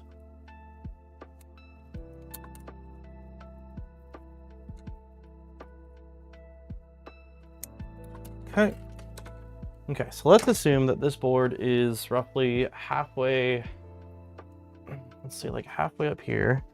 This is going down the back side of this and somewhere over here. So I would say that distance feels probably like plenty. I can give it even a little more slack. Let's say right here. It feels like plenty. Twisting my Big Tree Tech stepper wire as I'm watching the stream. Twisting my Big Tree Tech's stepper wire. Getting blisters. Oh man. Okay, there we go. So that should be plenty. I probably gave it some excessive distance, but I would rather shorten it later than realize I didn't do enough. And then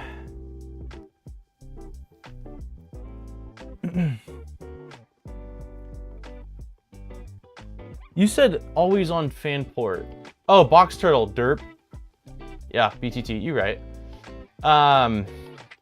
So this is, what is this? This is a Big Tree Tech. This is just an octopus.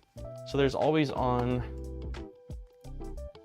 Big Tree Tech, octopus, get up.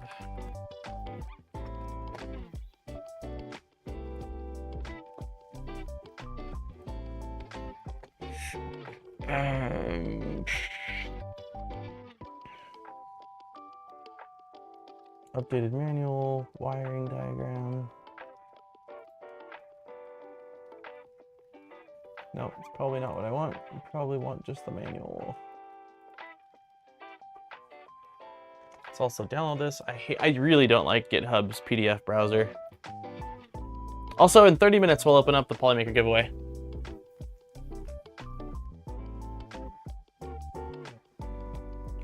Up to 6 PWM, 2 always on fans. So which one are the always on fans?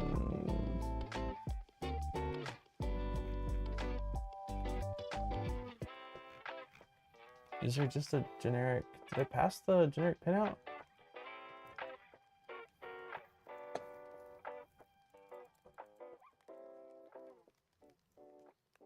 There's gotta be a better. Did I pass it? Did I go right past it at the beginning? No. Where's the freaking pinout, man?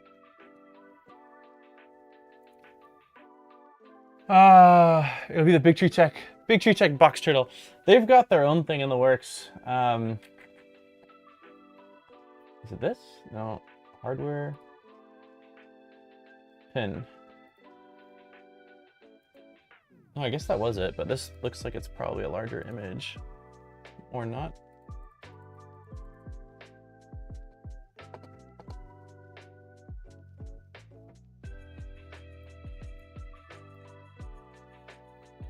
Okay, so these are fans, but they all have pins associated with them. So, okay, here we, wait, no. Am I blind? Where is the...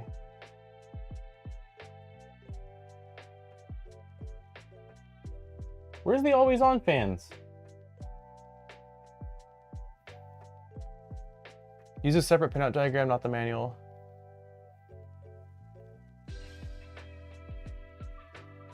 These all look like they're controllable.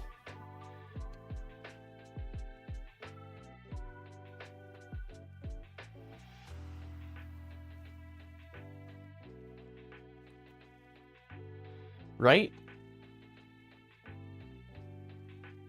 Dag. PT100. It's staring me in the face, isn't it? The two on the right should be always on. These ones? So J56 and J57. Okay, cool. Okay, so if that's the case, yeah, I'm not using them, and it looks like they're already... The jumper for 24 volts is the one closest to the fan ports, so I'm already good on there. Okay, cool. So I basically just need to crimp a JST.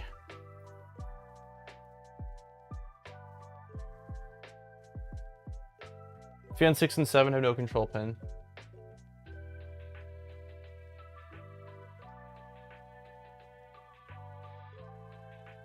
Oh, yeah, I see it. Okay. For anyone that wasn't... This, I was looking at this. What I should have been looking at was this. So you have PAE, PE5, PD12, but then you get over here, these just say ground and fan. Yeah, it was right in front of... I knew it was right in front of my face. Thank you, everybody. It's okay. It's all right. I read it as if you were yelling at me, which is fine. All right, so there's that. That. Okay, we should have... Nope, I put my... Dang it. I put my little crimp pin box away. Is this it? No, that's not it. Oh. That's not it. It's gonna be the last one. Yep, of course it is. On the bottom.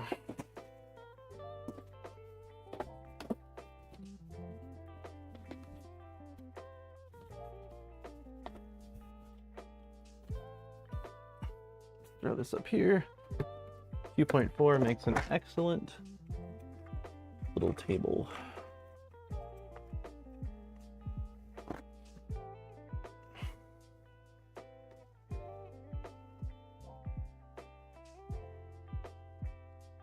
For these ones, I'll use my ratcheting one.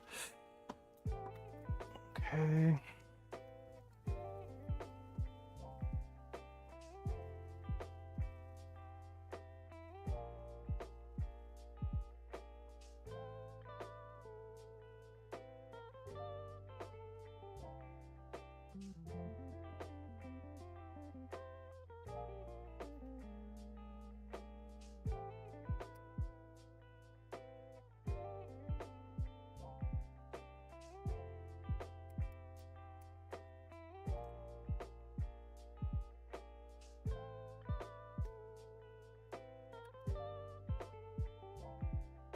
I don't think I got what I wanted to. Well, it feels pretty damn tight, but I'm gonna pull it. I want to get the sleeve. Oh, Maybe not. That was pretty tight. Okay, I'm just gonna leave it.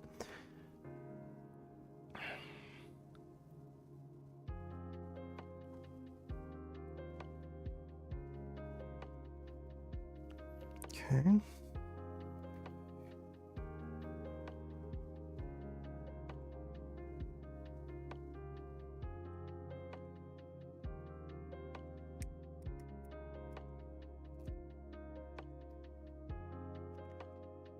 Okay. I lied. I'm gonna redo this one just so that way I am actually grabbing the sleeving.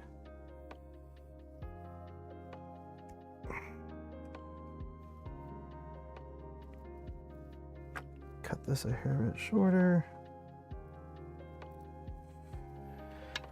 Okay. All right. Where did I put the? Nope.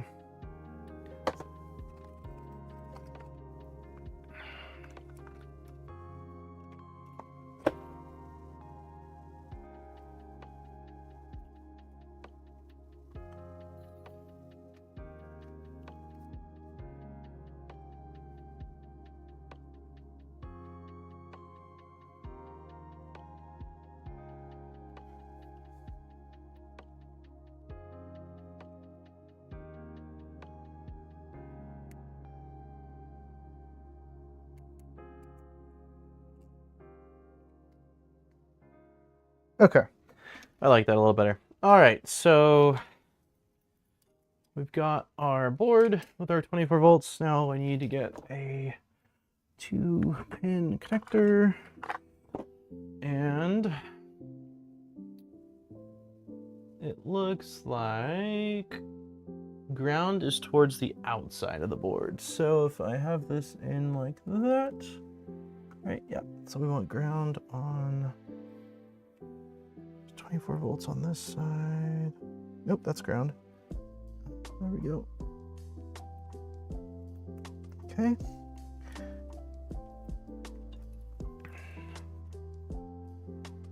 Found out why the +4 was returned. The front frame is broken. Oh no. Did you buy a return +4?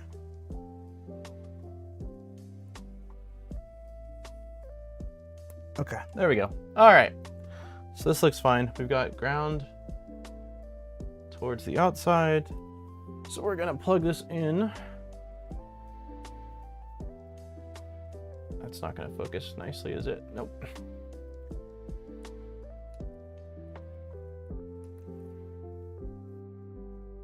There we go. Okay, so this is plugging in right here to port 7, and it's already set to 24 volts with the jumper. Okay, it's not going in. There we go. Is it seated? Did I do the wrong side? What is going on? Why are we not?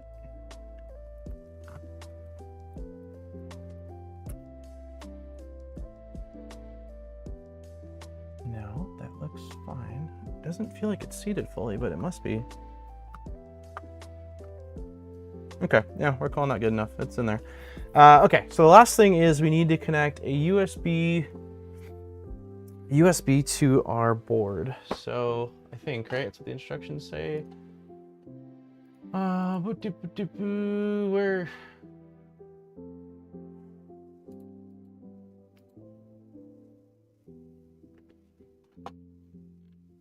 Okay, make sure 5 volt source. We did that. Connect it to power and USB. Okay, so now we need power. Or I'm sorry, we need USB. So do I have a USB-C around here that is not just power? We can try this one. No, actually, I'd like to grab one that we can just use. I also just realized too, I'm gonna need a pretty long USB-C because the USB-C has to reach all the way to where it's gonna be sitting. So I'll probably order after today's stream a long USB-C that'll get me to where I need to go, as well as a right angle.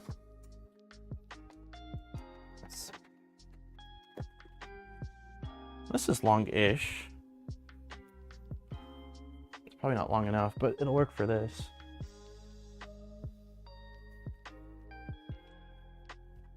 Okay, so USB, we've got one spare port.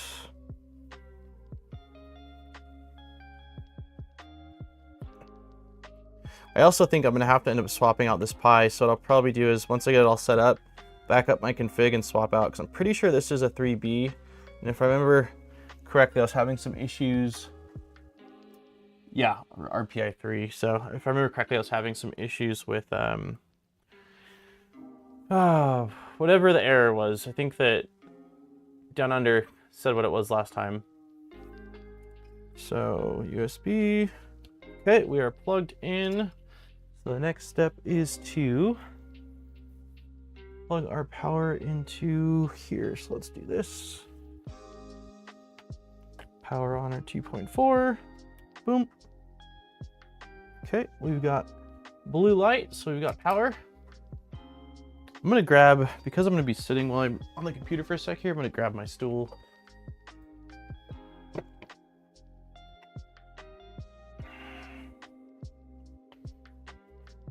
Stool over there.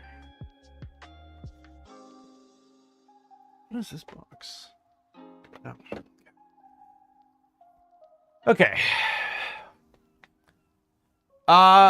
No, it wasn't a, well, so the issue that popped up wasn't kernel related. I don't remember if it was a timeout error or what the heck the error was.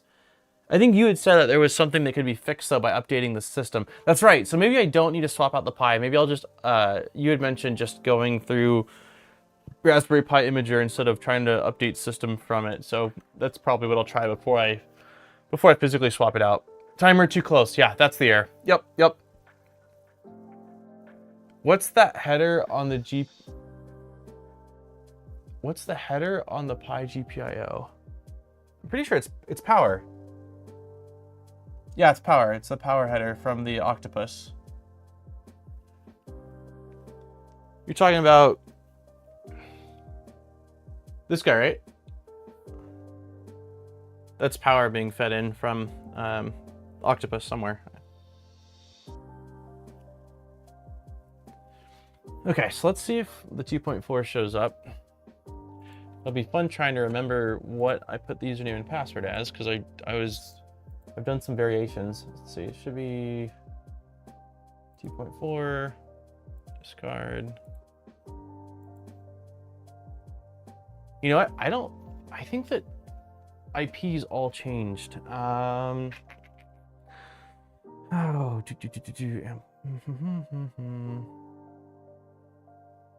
See. Yeah, I think it's this. 109 or 105.119.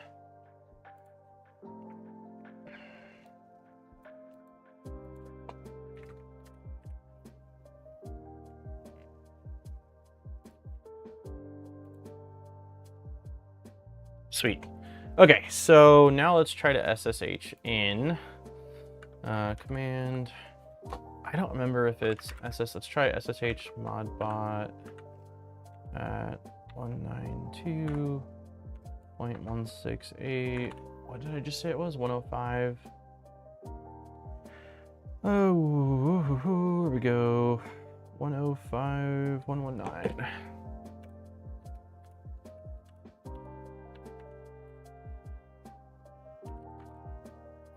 Okay.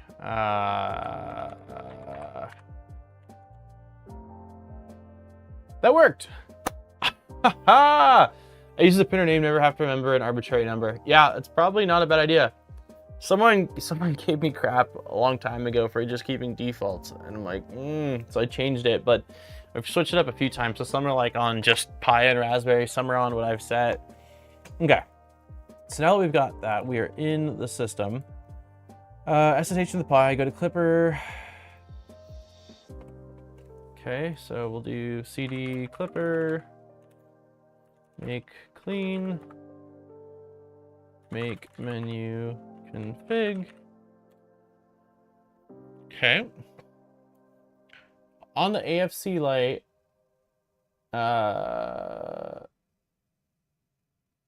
Oh, okay.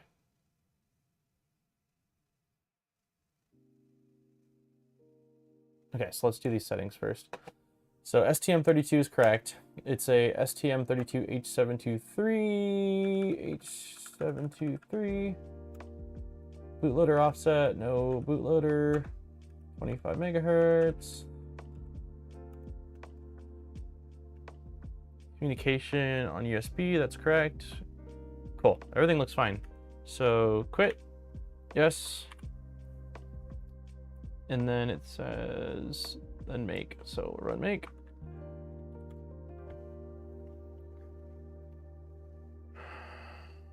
I'm multitasking at work while watching the stream. Got confused when I looked over and saw the connecting. Yeah, we haven't been in a terminal window in quite a while, actually. I think because when we built the door on, you flashed it just over, you like put it in USB mode and just dragged the file. So it's been some months since I've actually been in a console. Just a heads up, mine said it failed when flashing, but checked and it didn't fail. USB firmware was flashed. Just in case you run into it, just check to see if it shows it. Okay, cool. Thank you for the heads up.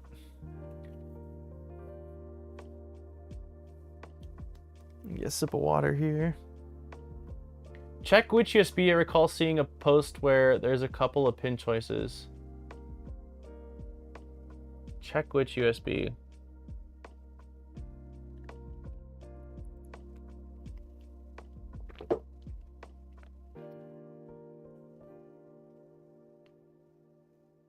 About to save you 30 minutes of reflashing. Oh my god.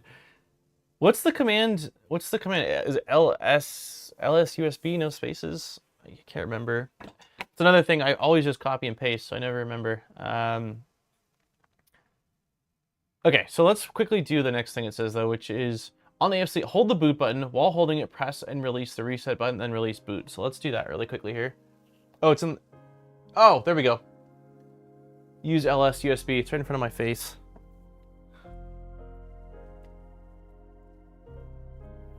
Okay, so we got two buttons here. It says, you can kind of see them, but left side's boot, right side's reset. So we're holding down boot. Okay, we are tapping. Okay, I've got big thumbs. Contrary to what people believe based off Steve and my streams. So tap, release, release. Okay, we in theory we're in USB or in DFU mode. Okay, LS USB. So it was LS USB. I was right. LS USB.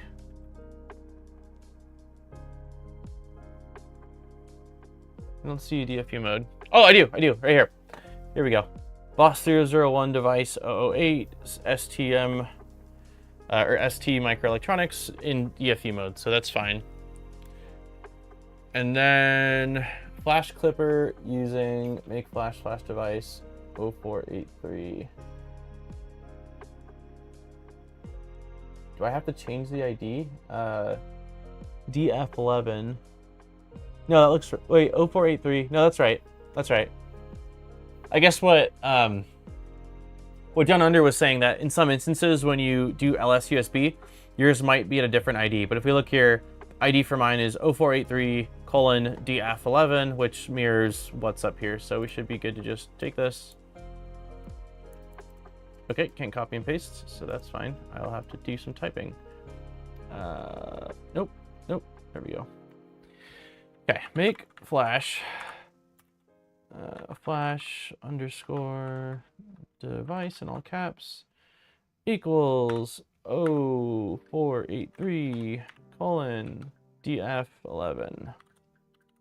Enter. And we're flashing. And we flashed.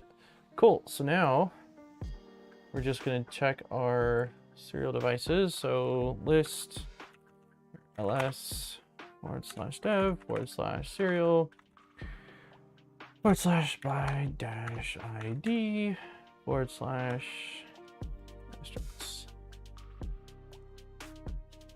And it was this one. It was this 723. Cool. So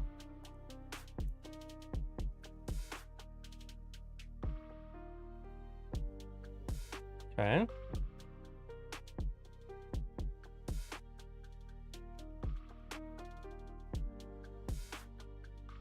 Okay, so I think all I'm gonna do for right this second, so we can get back to hardware stuff, is I'm gonna take this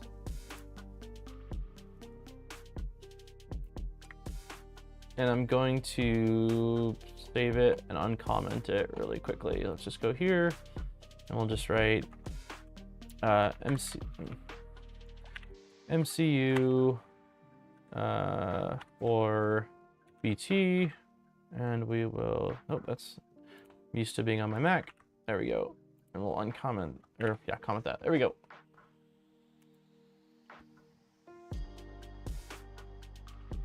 Has anyone better MCU than your... What? Has anyone... Oh, has a better MCU than your octopus. Ah, I can read. GP's GP set me up for a challenge there, more than I normally would have. Goes in the AFC part. Read guide? Wait, what? I can't go back to the... I assumed since we've already plugged, like, flashed it, that we can go back and continue building the box turtle.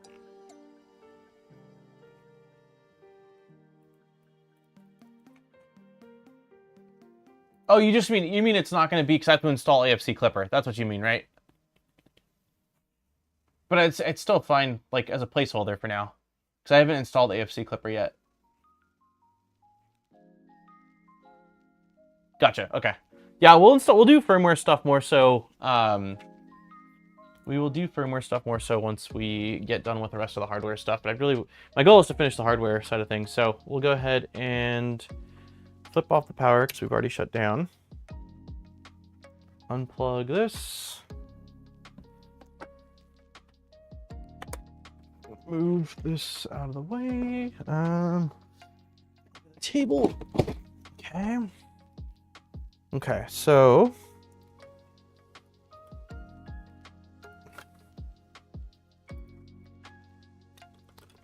okay, board is flashed.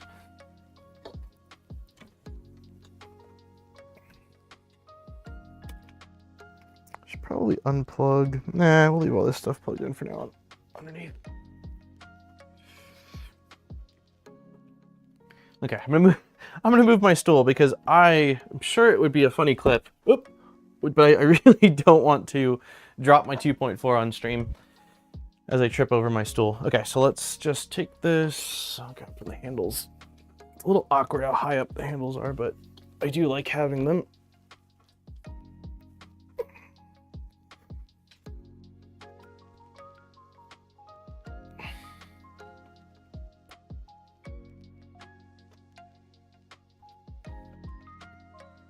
Okay, we did it, and it is in 7 minutes. We'll open up the giveaway, so we're getting close to that time. All right, little turtle. This turtle sent us on a side quest here. Move filament, yeah. I got it, Tor. Hey, Dom. Sweet. All right, so we're good on that for right now, and we can install our board onto that extrusion. What did I do with that extrusion? Here it is.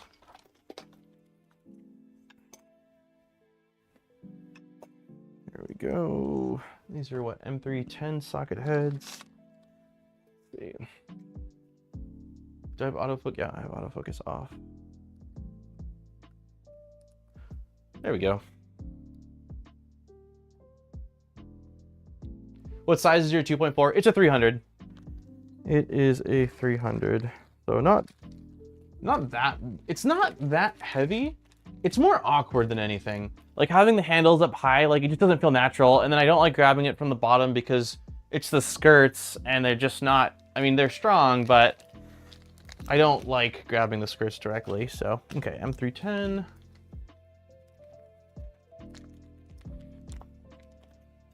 Try moving around. Ugh. Nope, I'm good. I will say the hardest printer I've had to move, the Creality K2 nearly killed me. I didn't want Erin to help because we had like just found out she was pregnant and I had nobody here.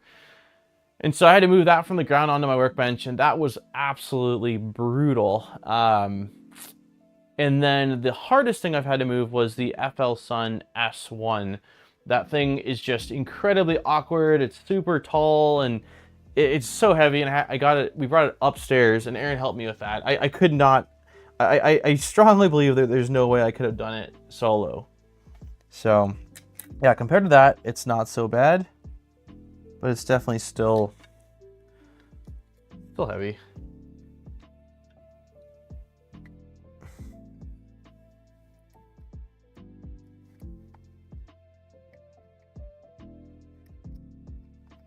There's that.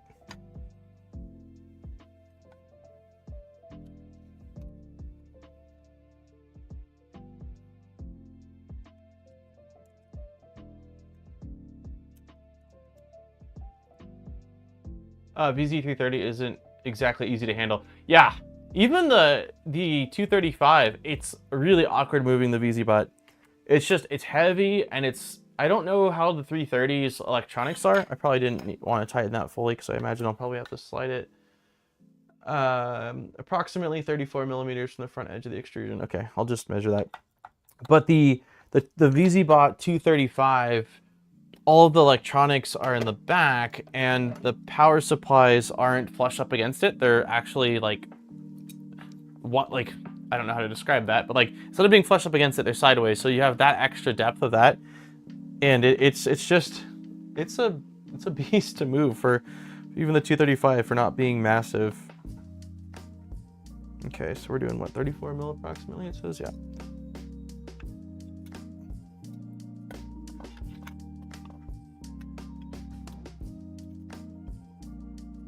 Okay, that is still apparently too tight. There we go.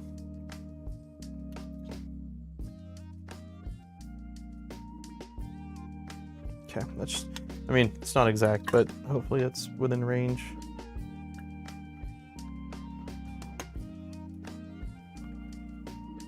Yeah, Rat Rig 2. There's a lot of heavy printers, man. Hey, Matt.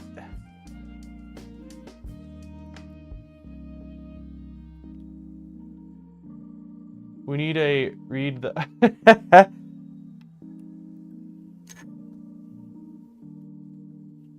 Yeah. I will say, like, there's no denying that I should probably read more. But in my defense, it is tricky juggling, like, streaming, doing something you've never done before, and also remembering to constantly check the manual.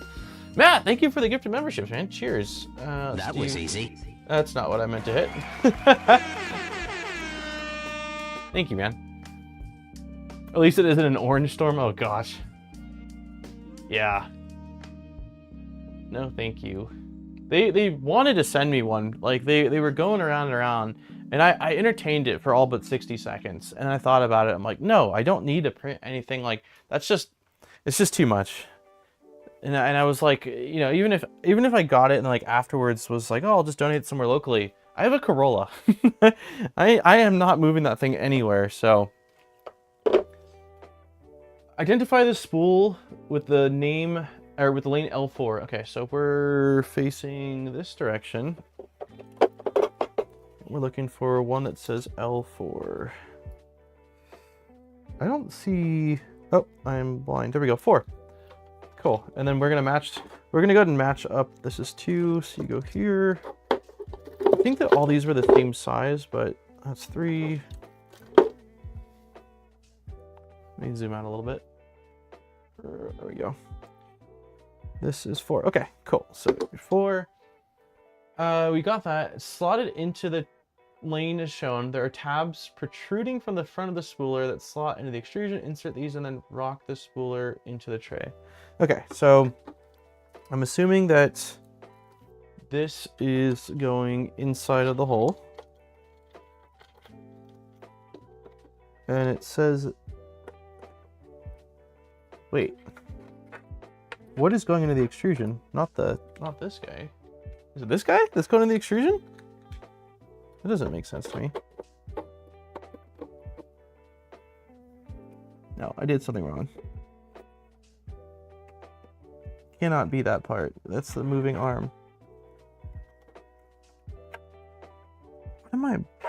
What am I doing that I'm not seeing something obvious? Or is it just this? Oh, it's this front lip, huh? Okay, I think it's this. I think it's this front lip on here. Is this what's going in there? That's gotta be what it is, right? This little, damn it. Hold on, there we go. Yeah, there's a little protruding part there. Okay, so we want this guy to go in there.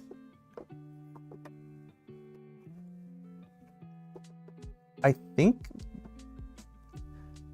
but isn't this supposed to be held down by the extrusion? Something tells me I didn't get it actually in. No, I didn't. There we go, right? Yeah. I think.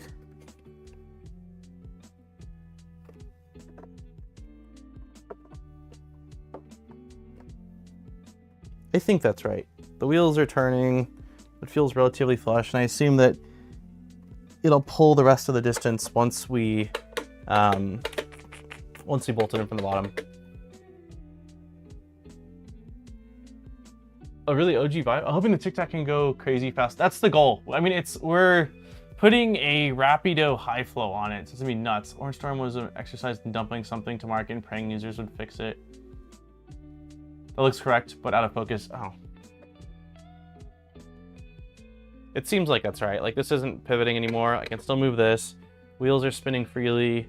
So, and the back isn't like totally flush, but I imagine that since there was, there's holes that I'm gonna be probably bolting it down at some point. Unless I'm not, maybe it is just loose. Okay, so we did that. Identify, should I just do that, all of them at the same time? Okay, maybe we should. So the next step has you bolt them down. So maybe that's what we'll do. We'll just do, let me move these out of the way.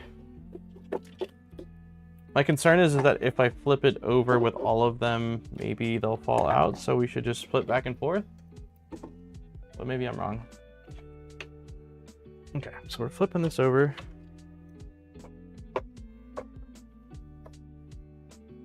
How will I show this? They won't fall out? Okay, all right, Tor.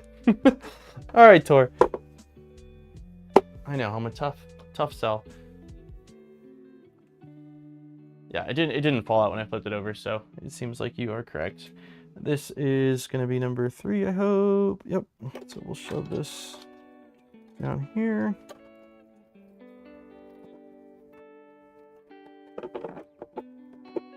That goes like that. Okay. Yeah, that's a pretty hard bit there, so you don't have to flip them a dozen times. Yeah. Once I did it and read your message and saw it didn't fall out, I'm like, yeah, I'd probably better off just doing this all in one fell swoop. Down like that. Okay. Yeah, wheels seem good. It's really exciting seeing the pieces all sort of come together on this.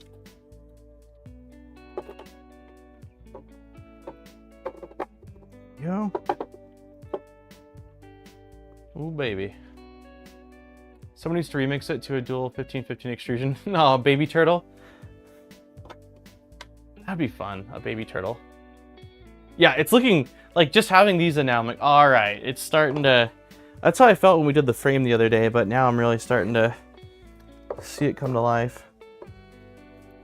Okay, let me change up the angle a little bit so you guys can kind of see what I'm doing. I can get you guys higher. Yeah, we'll just do that.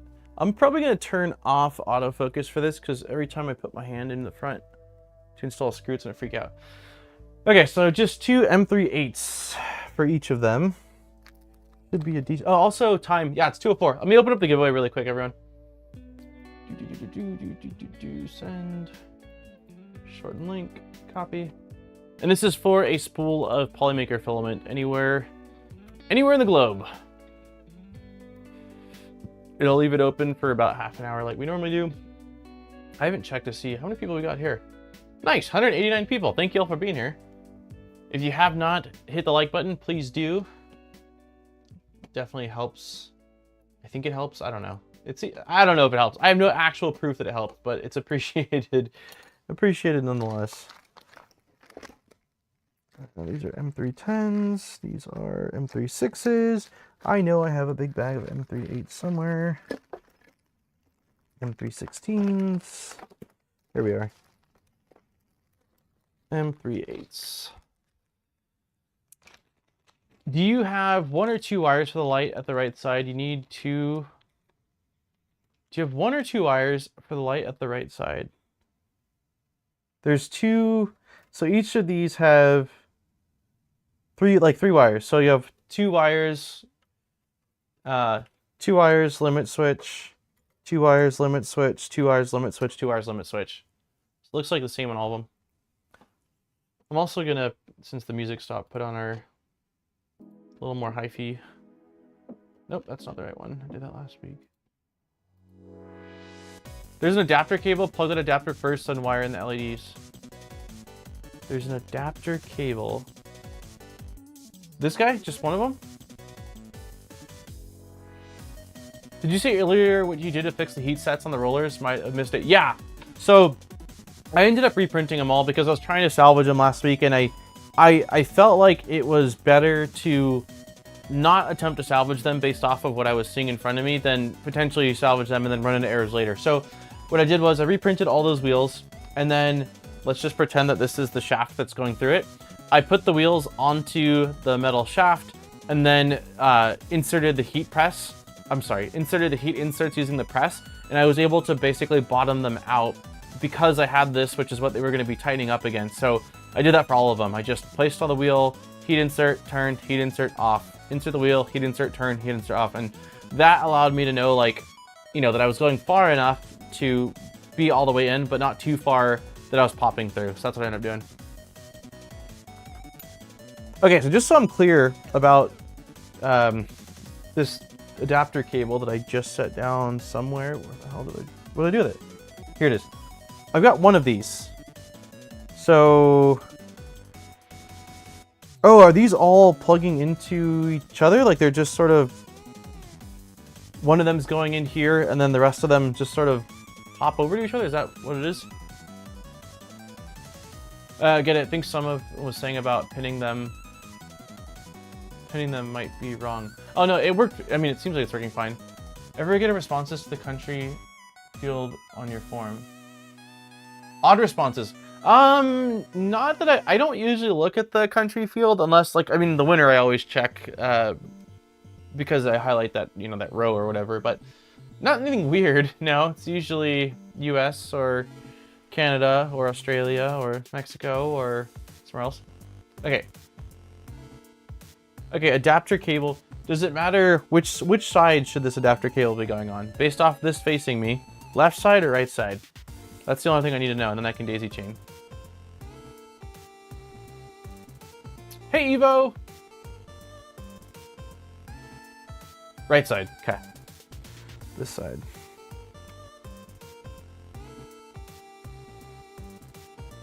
Okay, we've got adapter cable on. Now we are just basically daisy chaining these all together. That.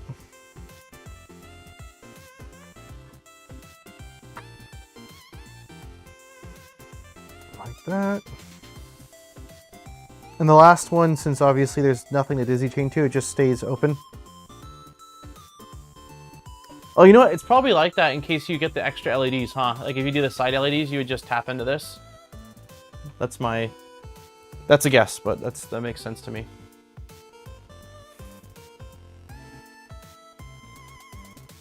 Wait.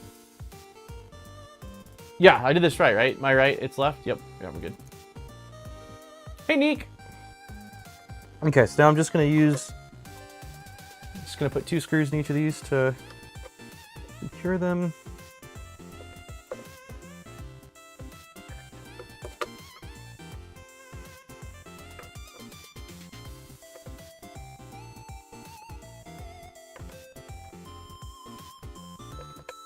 Okay. Wired correctly, awesome. Thank you. Yeah, I think that's Maurice. You were the first person that mentioned something about the LEDs. I didn't understand.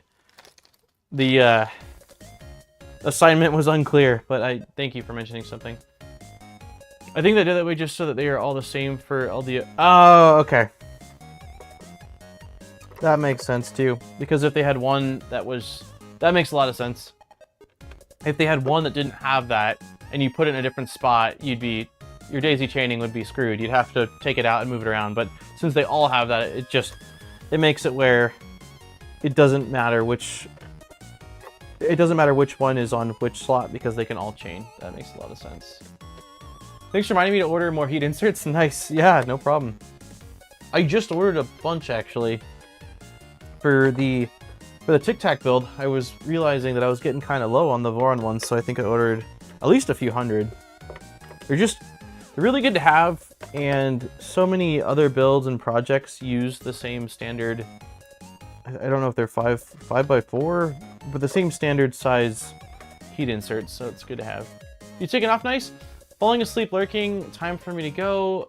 If I won, let me know on... Yeah, I'll definitely know. Good stream, everyone, and smash like button. Hey, have a great night, sleep nice. Thank you for the gift of memberships. And yeah, if you win, I'll just shoot you a message on Discord with the info. Where do you order heat inserts from? I just ordered from Ali. I've ordered, a long time ago, I ordered from Amazon, but Amazon doesn't seem to have... They probably do now, but they at least didn't used to have the gooder. God, they didn't seem to have the better type, which basically has two sets of teeth going in different directions. So yeah, I ordered from Ali. I can link the specific ones if you're interested. I have like 200 extra. Yeah, I've just, between all the builds I've done, I've gone through a lot of heat inserts, but they lasted me forever. I haven't ordered heat inserts prior to this in years. But it's one of those things where you don't want to run out of them, right? Like if you need a heat insert, you need a heat insert. So last time I ordered them was from KB3D. Yeah, does Stefan has his own, right? I've had good luck with the Ali ones, the two teeth ones. I've used them for like all my, well, anything I've self-sourced. So I've been happy with them, and I imagine Stefan's are a bit more expensive, which I don't mind supporting him. I was already ordering a bunch of stuff from AliExpress for the Tic Tac build and was like, I'll just tack these on as well.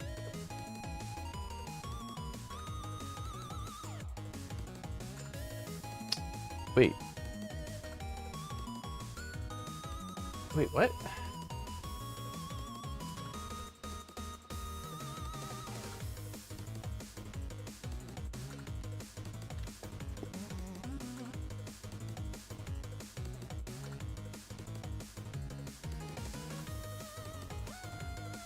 Okay, I think it's just the wire on this. Okay, yeah. It was tripped me out for a sec there.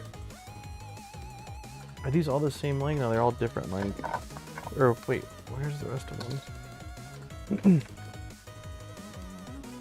Yeah, they're all different lengths. So I'm gonna assume... Okay, these do have numbers on them. So I'm gonna assume left side looks like it's got the longest wire. Am I wrong? Maybe I'm wrong. Hold on. No, I don't think I am. So it looks like longest one is going to be this one, which is 4. So I think 4 goes on.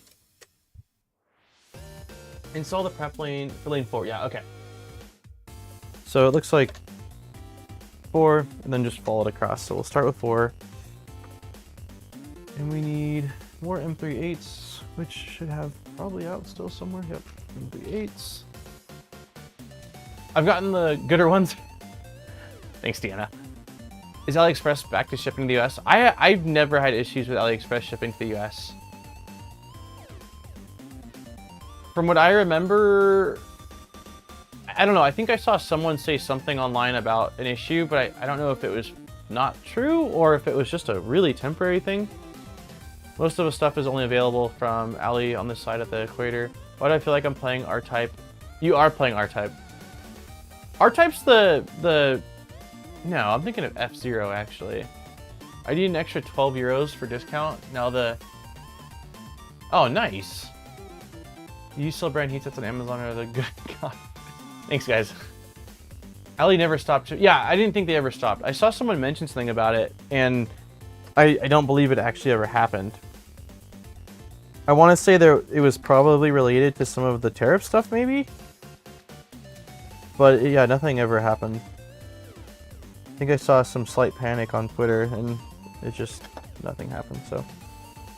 Okay, I've got... There must be another bag with M3 washers, because I've only got 2 in this bag. This is all filamentary stuff. It's become a bit of a disaster on my table. Let's move this onto the ground. This is trash. This is trash now. Clear up a little bit.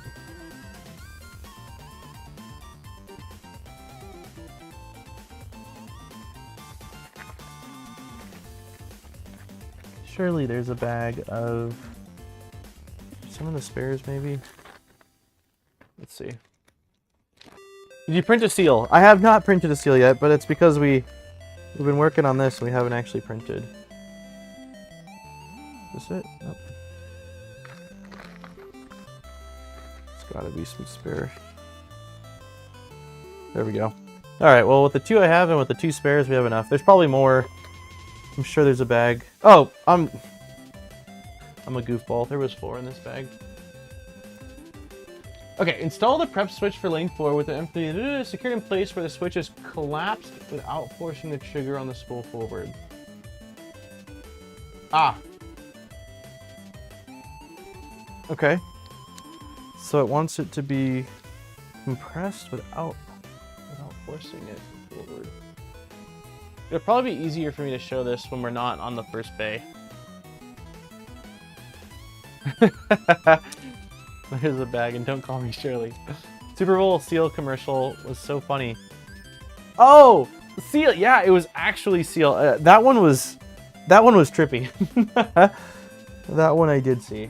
Okay, so this is just going. Yeah, that one was a freaking seal on the rock.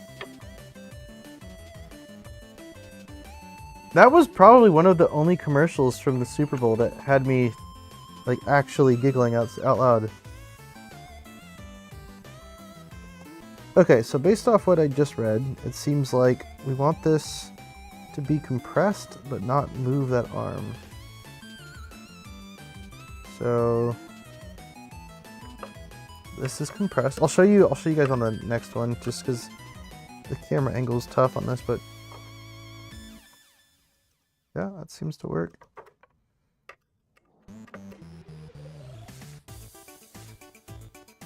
Okay. Let's grab the next one, which is... Come on, guys, where did I put them? This is 2, we're looking for 3. This must be 3. Yep, okay. Washer. M38.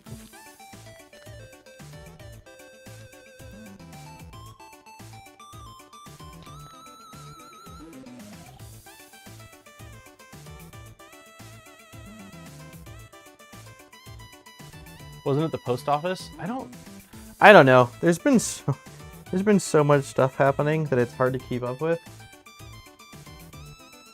Just the last, I don't know, just this year's been more of a blur than normal, that's for sure.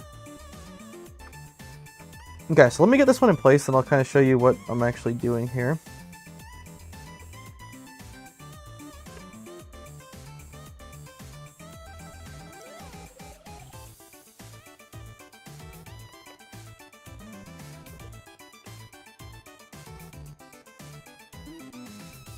Oops.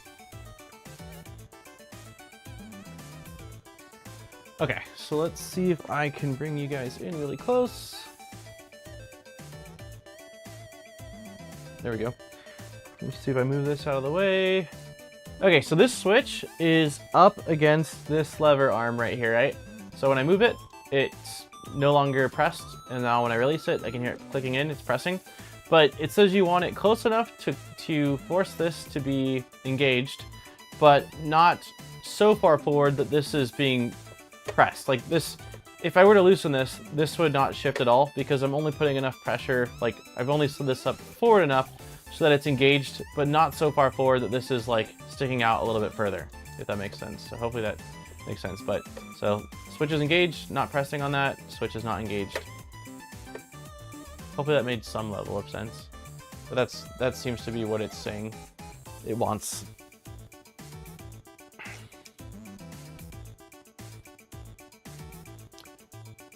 Okay, 2 more of these.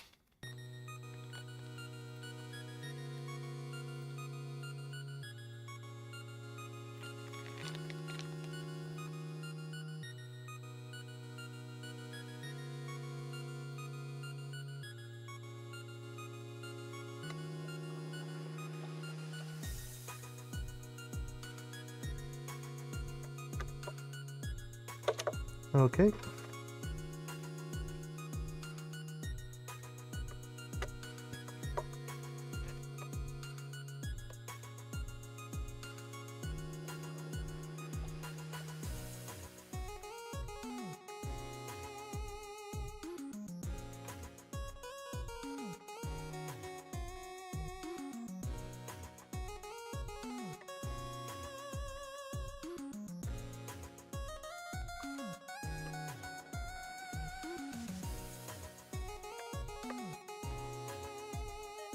Okay, last one.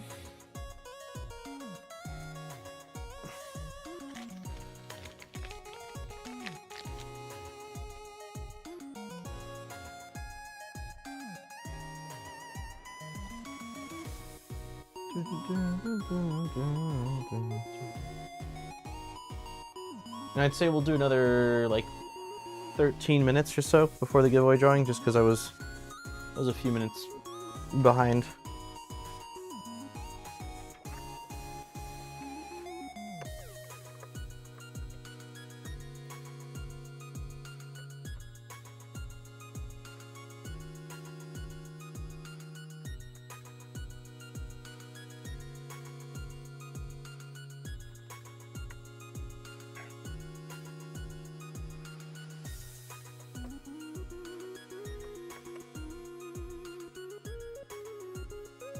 All right, that should be good. Next, we are mounting these. Some users find it easier to install the 80 millimeter 3 Bowden tube into the extruder spooler before securing the extruder.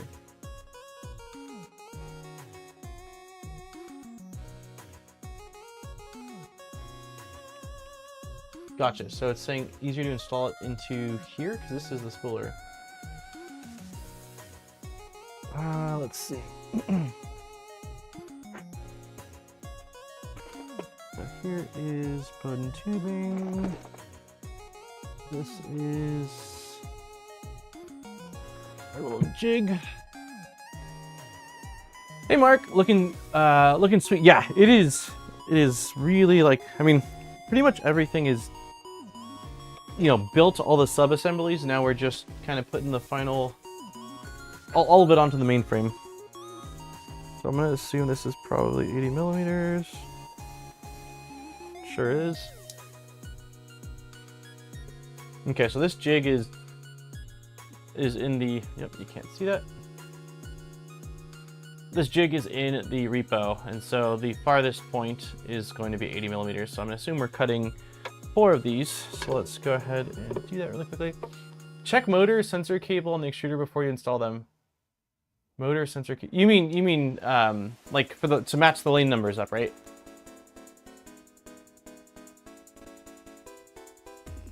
The design for this is so clean. Yeah, it is. It is really well thought out. That is for sure.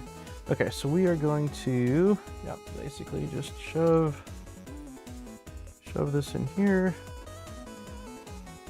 And then I'm going to get, where did I put my X-Acto? Okay, I have an X-Acto somewhere here. What did we use it for? It was earlier, right? When we were slicing off the excess. There it is. Okay, so that's all the way up against. Gonna watch my fingers.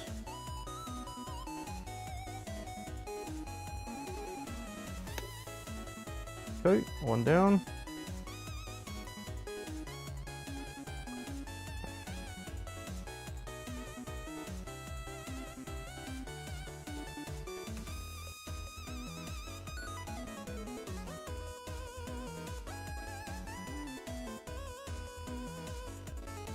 Where are we not cutting? There we go.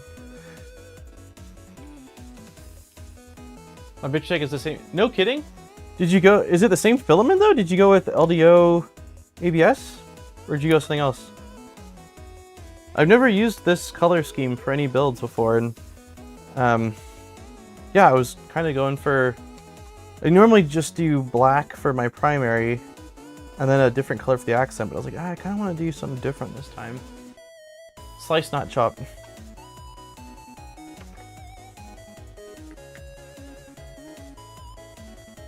Keeping a distance from my finger. Doesn't seem to want to slice.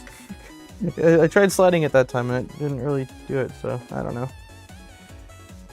Let's put this down while I slide this in because it does bring. Fabrico shirt lives. Gotta love it.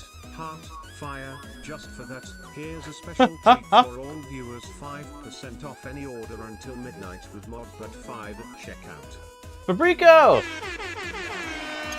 Thank you very much for the $50 donation. It's crazy. Yeah, I love my Fabrico shirt. I've got two. I wore the other one when I went to California. And actually, now that you're in chat, someone asked earlier about getting these shirts in Europe. I don't know, as far as Fabrico shipping, I know that Hector has worked with me for a winter giveaway that was out of the country, but do you guys typically ship out of the United States? And then also, for anyone that didn't catch that, Fabrico's offering 5% off of any order until midnight with modbot5 at checkout. So if you are planning on picking up something, you know, there's an extra 5% on top, which is awesome.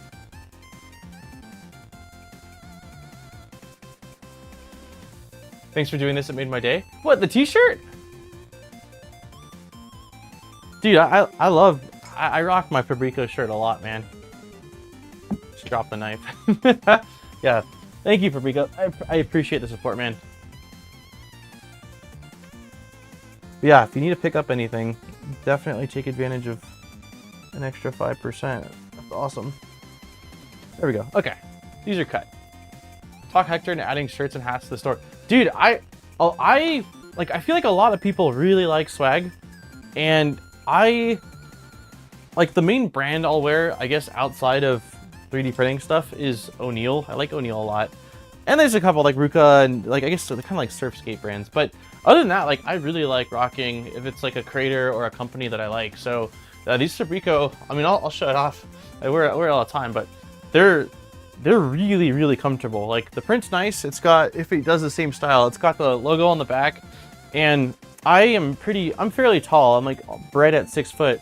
And usually the issue I have with shirts is they're like, if they're the length I need, they're really wide. And this is, I don't know what, it's like slim fit kind of. So they fit really nice. Yeah, big fan. If Hector, I submit my vote to adding hats, and I would rock a Fabrico hat too. If Fabrico, I prefer snapbacks because I like being able to adjust them. I don't know, I have a huge head, and it also, if the hat is pressing up against my head too hard, I get headaches from it. I don't know why I'm so sensitive with my head and my hats, but I really like snapbacks for that reason, so you can adjust them. But yeah, I would absolutely rock a hat as well. I'll send you some of the new stuff. Dude, please do. Please do. Okay, so it says, some users find it easier to install 80mm Bowden tube into the extruder and spooler. So I'm going to assume we are basically, so let's first check the numbers on these. We want, nope, this is number 1, so that should be over here. Number 4. Number 3 and number 2, cool. I also need a curved cap, not straight, looks weird. Yeah, I used to wear straight caps when I was younger, like middle school, high school, but I also prefer just a little curve, Keep the sun out of your eyes, you know? Brain too big. I don't know about all that. I'll take it. That's that. Usually it's just, you know, I mean, I guess I've said that before too as a joke, but usually it's just, nah, you just got a big noggin. So it looks like what it's saying is if we take these and motor is facing to the right, it's easiest to shove this in like this. None of these seem to have little retention clips. Is there a missing bag, or are they not needed for the way this works? Love me some hats. My bald head needs it sometimes. Yeah, I don't know. When my hair's this length, I'm fine without a hat. But once it gets beyond this, I've got a calic right here. So does Jackson. And I start getting cockatoo. Looking. So I love me a hat. So it looks like we're basically just shoving this in like this. It's just that the LDO light blue ABS you have on your shop is so pretty. You aren't mobile. Clips not needed. Gotcha. Okay. Yeah, I kind of figured because of the fact that because of the way this works, you're basically just using this to feed it to the primary, because you're just using it to the primary extruder, which is the one that needs to not have the, like that one needs to have a clip because retractions, you don't want it to have that slack. But for this, I figured because there's sensors in place, it probably doesn't matter, but still wanted to ask. You don't even use one? Oh, I always use it on the extruder. Well, yeah, I definitely always use it on the extruder. I like having it. On the door, on a Bowden setup, you like, in my opinion, have to use them unless you're just trying to have issues. But maybe on a direct drive, it's not as big of a deal. But I use my clips. I definitely use my clips. But if it works for you, then I mean, there's nothing wrong with that. Okay, so this is a little tricky. Just to get it started. Oh my god. I'll pop the screw out. Not saying I shouldn't, just don't. Also not actually, yeah. Yeah, with the issues I ran into with retraction on the door I absolutely want to have a tight clip. Are we screwed in? There we are.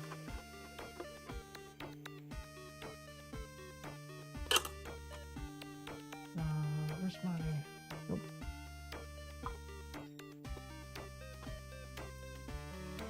I absolutely agree with the guide that for this step though, for these Bowden tubes, I would install them before you install the extruders in place. It seems like the move to me. Also, 2 more minutes on the giveaway. It's pinned in chat right now, and then we'll do our drawing.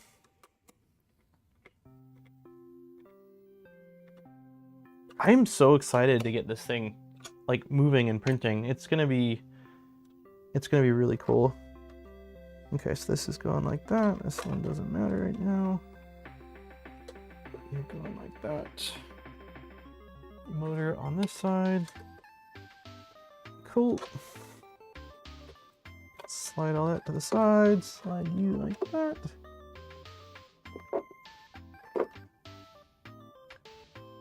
All content creators should wear Fabrico PJ bottom. I don't own a single pair of PJ bottoms. Growing up, I used to wear pajamas. I know I got gifted a pair when I was like a freshman in high school that I wore for a really long time. They were Super Mario. And my parents got me M&M ones years ago for Christmas, and I was like, huh, I don't think I wore them that much. And then the 2 that I had, Erin took over. She wears them. So yeah, I don't own a single pair of pajama pants. Granted, I also... Oh, come on. Granted, I also am... I like to sleep cold, so like ceiling fan on. So that's probably part of the reason why. But... Hold on. Can't see, where's my screw? There we go. But I should probably have a pair of pajamas.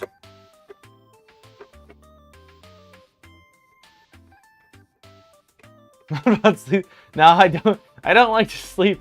I don't like to sleep with nothing on either. You gotta have some chones on. Believe me, been there, tried that.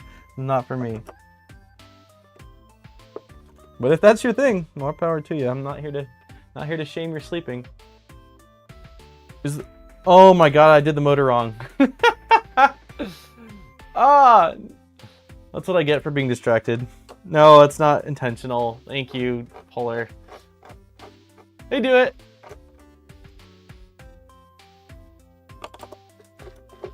Yeah, that was my bad. I'm assuming they're all supposed to go the same direction.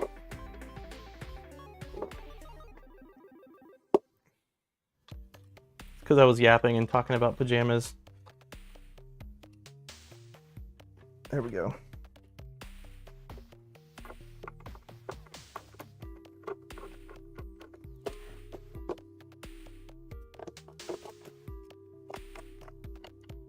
Thank you, Ted. Ted saved the day.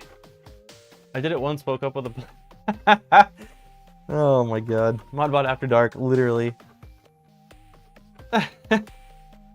New version, Toxpertle with inverted extruder.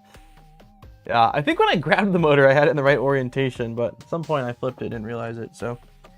All right, last 60 seconds, and I'm pulling that giveaway link. So if you've been procrastinating, this is your last call.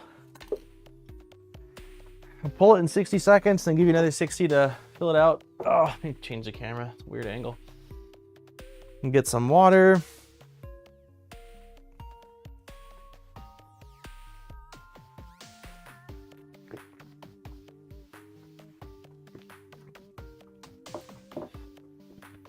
I just wanted to hear you say box turtle. To be fair, if it was properly designed, it wouldn't be possible to attach the motors the wrong way. Oh, you mean like if they weren't straight? I guess they are aligned with each other. If they were offset, I probably would have caught it. But there's a lot, there's always, the thing is, I'd say with just about anything in life, there's always room to improve things, but it gets to a point where it's like, how do you hold the thing back and not release it, you know? The only issues I've really had with this are ECAS snapped 2 pieces. I removed this piece, this little keyhole thing here. It wasn't very clear to me that I wasn't supposed to remove that. That was a reading error, so I can't blame the guide said, like, I'm pretty sure the guide said something, I just didn't read it. And then the wheels. I think those are the main 3 things. The wheels are rough. I highly recommend using the shaft that it all rides on to insert the wheels and then do the heat insert, so that way you make sure they get the correct depth. Because they're sort of inside of a pocket, it just wasn't really easy for me to tell. Like I obviously thought that I felt resistance, which is why I stopped pushing the heat set in further. But it wasn't the resistance of, you know, its final destination, apparently. Use my mod for the builds. Yeah, Ryan, where is your mod in, like, is it in the GitHub repository for Box Turtle?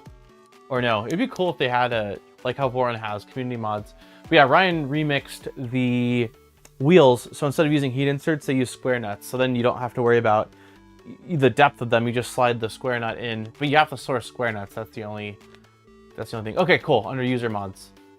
Yeah, that's pretty sweet. Okay, I'm removing the form, so if you're filling it out, it's three things or 4 things. Let's remove and unpin. 211 people here. Thank you, everybody. If you have not smacked the like button, let's see if we can get to 150. We're at 131. Just need 19 people. I believe.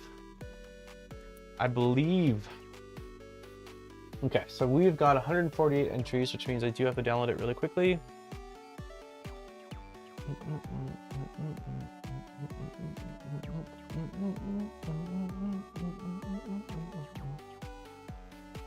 Okay. Nope.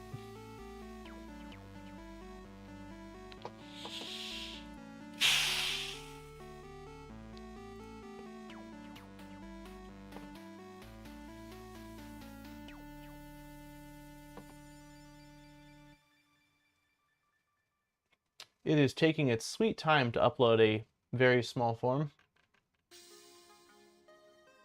There we go. That was weird. Usually it's instant. Okay. Tor was first. Tor, you were first. And Anstar, you were last.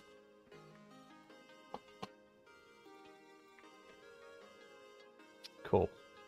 All right, we've got 148 people. Yeah, you were first. Does the Polymaker site show any confirmation of purchases that the affiliate link code went through? I don't think so from your standpoint, like from the user's standpoint. Yeah, I don't think you see anything.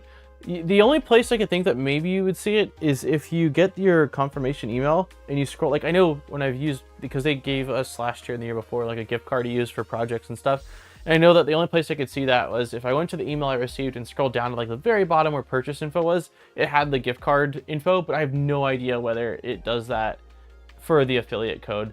And I'd have to check again, but I'm not even sure if the panel, like some of the affiliate panels will let me see like a name and what they ordered, but Polymaker uses Affiliately, and I can't remember if I get really any details at all.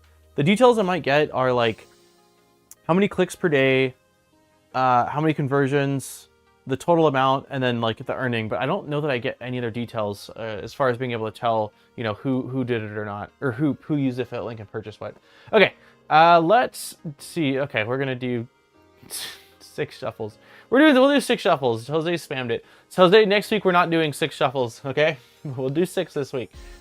1, 2, 3, 4, 5, and 6. Also, for anyone that is new to the giveaway, I just want to briefly mention, thank you to Polymaker for allowing us to do this giveaway. They've allowed us to do this every single week for, I think it said 77 downloads of that same form, so at least 77 times. And I believe now, it used to be that if you were outside the United States, you get to pick between a list of filaments, but I think now it's a gift card everywhere in the world. And yeah, the winner will receive an email from me within 24 hours. Typically, it's much faster. I usually do it the same evening as I'm cleaning up the mess that I've created during the stream for the day. Yeah, I think that's it. If you got any questions, let me know. And if you have not heard from me by today's Wednesday, let's just say Friday, message me, ping me. It's happened a couple times. I would say out of the 77 times, it's probably happened 7 times, and it does not bug me by any means. I really appreciate the, hey, because things happen and life happens. I'm a squirrel and I forget things. So on that note, thank you to Polymaker, and we will go ahead and spin the wheel. Are you getting a Core 1? I will answer that in a second here.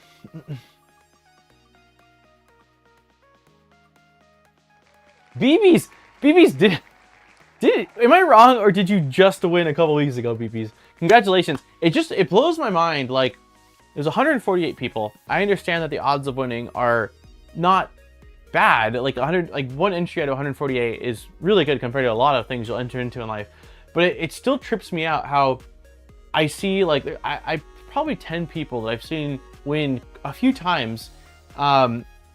Like the statistics, the odds of winning, it trips me out seeing repeats, especially when it's so close. I wasn't even. Yeah, you just won, right? No, you won fair and square. I mean, you definitely deserve to win. It's only 1 a week, but it trips me out how sometimes it does that, where it'll. There's somebody else from quite a while ago, but I think there was like 3 winning wheels in the matter of. Maybe it was like within 3 months, and I was like, what the heck? But no, definitely not trying to make you feel bad. Everyone, like, I would enter in once a week too if I was watching a stream. It still melts on my mind a little bit. I was like, BBs again? So congratulations, BBs. I hope you've got projects. I hope you got projects lined up, and I think I've emailed you in the past, so I'll probably just email you with the link in the forum, or no, the link and the custom ID or custom ID for this. So are you drinking moonshine? Nope. Random number generators are flawed. Congrats, BBs. Yeah, no, BBs is awesome. I won 3 times within a few months. Okay, RS too. No, there's a few people. It's December, I had a winning streak. It's definitely, I mean, we've been doing, even before Polymaker, we did other giveaways occasionally here and there, and it always trips me out. Even myself, like, I've done giveaways not in 3D printing but other stuff like trading card things, and I've won a few times where I'm like, I feel like my odds are really good right now. So anyways, thank you everyone for entering. Congratulations, BBs. I will send you that message. I will, yeah, if you're working on a cool project too, I'd love to know it, because I know when I first started talking to BBs in like Discord, BBs was working on 3 different V0s that were blue, red, and green with like super tall hats. And I don't know if you've been working on any other like big projects like that since. I won only 2 times. Gato, never tell me the odds. I used up all my luck for the decade 2 years ago. Yeah, I won 5 times in 2024 and once so far in 2025. I won 6 spools last year. 5 of those were in the first half. Yeah, it's a trip. I mean, there's math behind it all, obviously, but it still trips me out.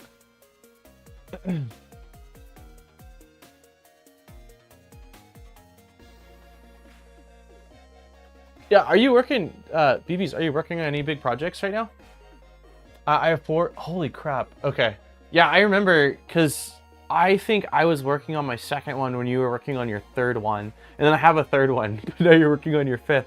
Do you use them for like is there a specific thing or project or part that you're printing that you use them for, and that's why you're like, oh, this is the perfect size? Or you just love the V0 form factor? It's all in the electrons. Okay, so let's go ahead and continue with the last 2 of these motors here.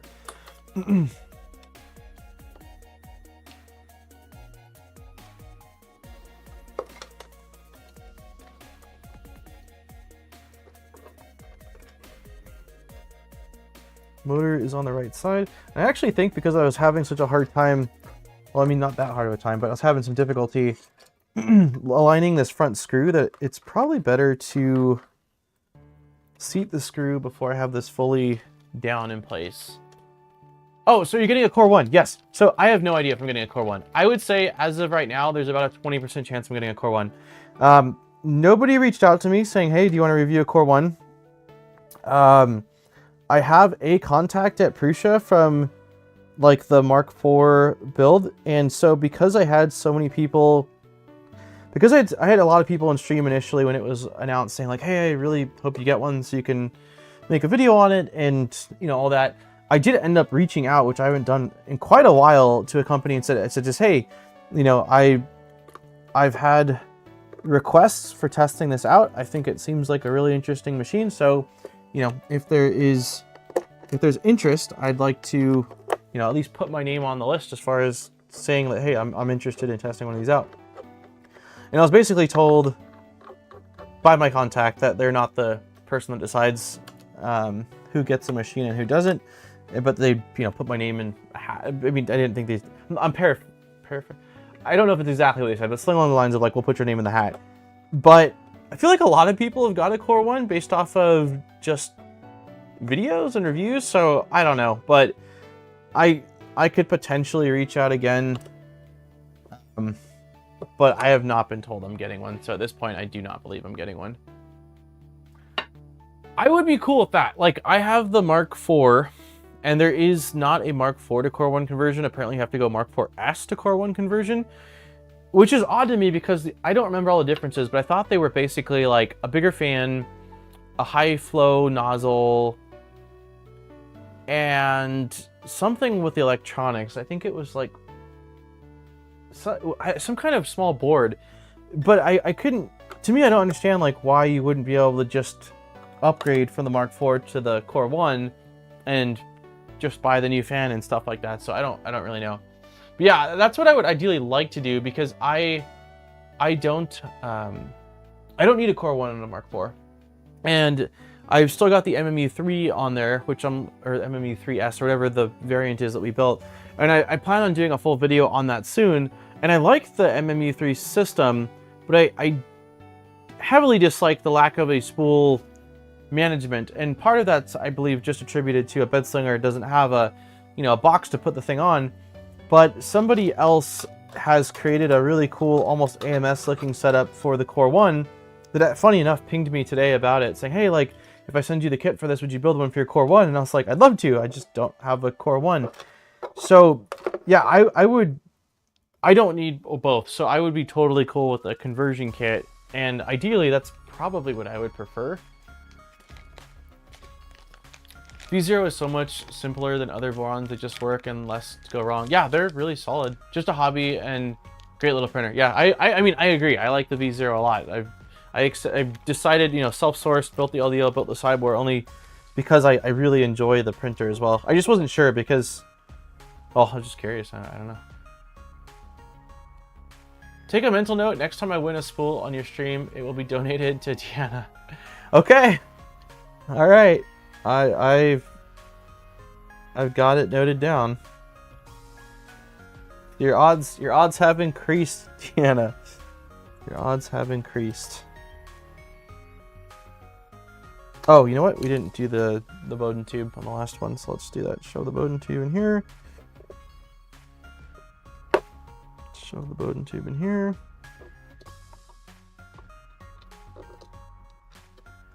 I felt like it went in a little further on that one. I wonder if I didn't seat it fully in the other ones, but I imagine it's probably gonna be okay.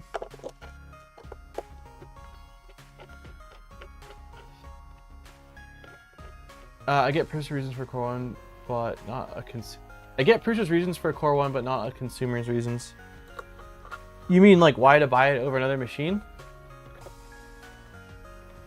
I mean, I think that because I know, if I'm not mistaken, Down Under, you're not a Bamboo fan by any means, right? I like and have been really happy with Bamboo printers, but I will say that like all of the sort of concerns about firmware and cloud and all that stuff is certainly a reason that people are turning, that there are some more people that are turning towards it because of that. And also, I mean, everyone sees value in different things, right? So let's say if you don't want to build something, that rules out a lot of stuff, right? And then you can compare it against things like Creality printers, but there's a lot of people that have been burned by Creality and have sworn off them completely. So yeah, there is a lot of other options out there, but Prusa also, I mean, their track record's not perfect, nobody's is, but they do have a fairly consistent track record. And that in itself, I think for at least a certain demographic is enough to pay a premium over another printer where so many of these manufacturers are basically releasing printers that are almost like, not alphas, but beta units. And then they just, a few months later, axe the printer basically and release a new variant of it. So there could be, you know, some concerns or fear of that. So there's so many reasons for some person to get one or something. Are you hungry? I'm very hungry, hun. Yeah, if there's any food, like my stomach is, yeah, it's definitely starting to growl. I get producers, I appreciate that, Jose. I have plenty of filament to burn through. I just like to admit I'm a loser. I've held off on MMUs till the big for that reason. Hate the idea of non-active buffers. Yeah, I mean, even their buffer system works, like the cartridges. It's not pretty, you know, it's kind of bulky. For me, it's more just the spools. Like, they're just off to the side. And part of it is my fault as far as it just doesn't work for my setup. Like, if you have a wall and your Prusa can sit here and you can mount the spool like either a rep box or rep rack or some other makeshift thing on the wall, you're good. Like, that's a way better setup than what I have. But because I'm constantly having to shift things, or I just don't have, like, I can't obviously stack it on top of it, it just doesn't work for me. Like, it does for the sake of, I can take it out and play around with it and test it out and show, but it's far from an ideal solution. And I think that for a lot of other people, it's also that way. I think I want to build a V0 11 micron plus, but most of the time my prints will fit on a V0. It's a really solid printer, Hobo. It really is. Speaking of cyber, my V0 kit had one of their printed parts explode mid-print the other day. Damage to acrylic. That's wild. I haven't had any issues. I'm still externally running all Cyborg parts, and I have not had any issues with any of them. That's wild. Somebody should go. Chrome electroplated box, that'd be awesome. You should mount extruders at an angle?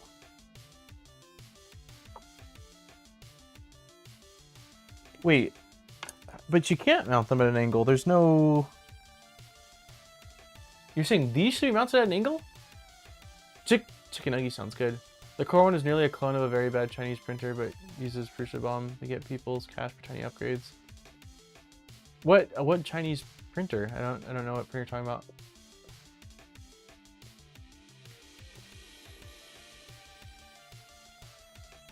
You should mount extruders at an angle.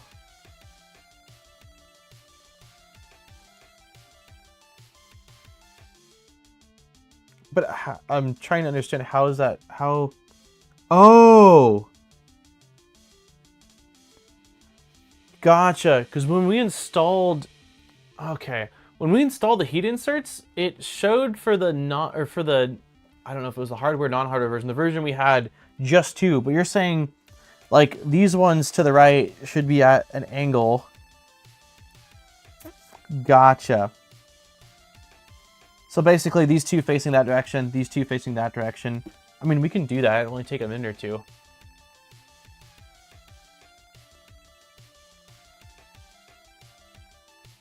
Box turtle allows slight clocking of the extruders.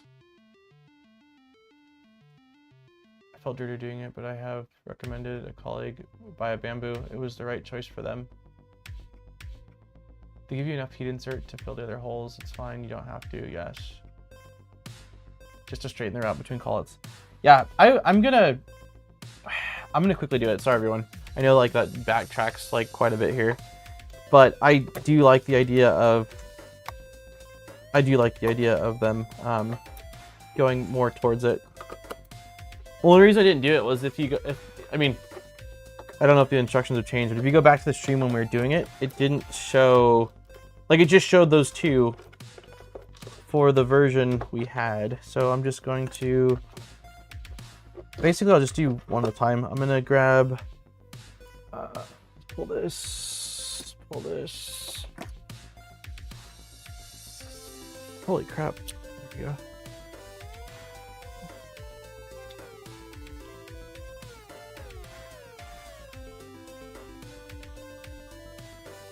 Okay.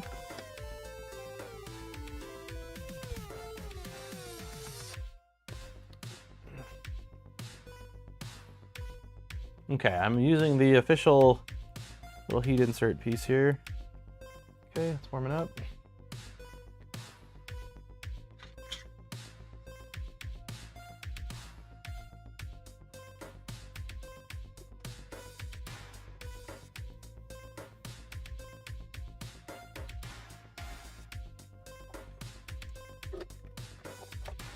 You can't really see that, can you?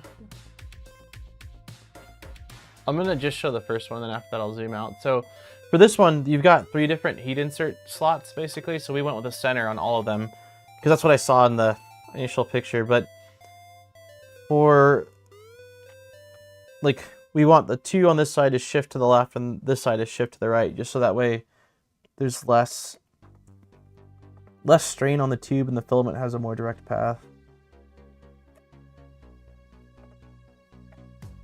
Okay, this should be fine. I'm just gonna leave the iron on and put it right here off to the side. Don't fall, don't fall, don't fall. Hello. There we go. Okay. There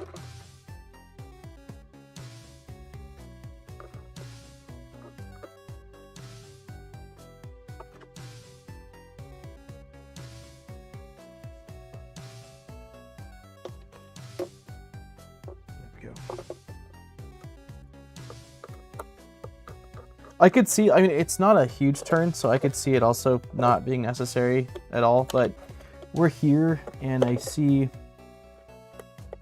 don't see anything, like, it's not gonna hurt anything doing this, you know? You still kick yourself if you will kick yourself if this goes wrong.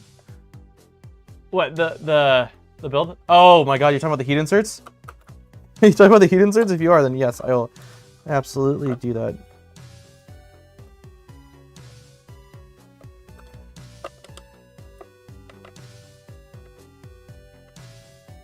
Okay, that's plenty tight. Okay.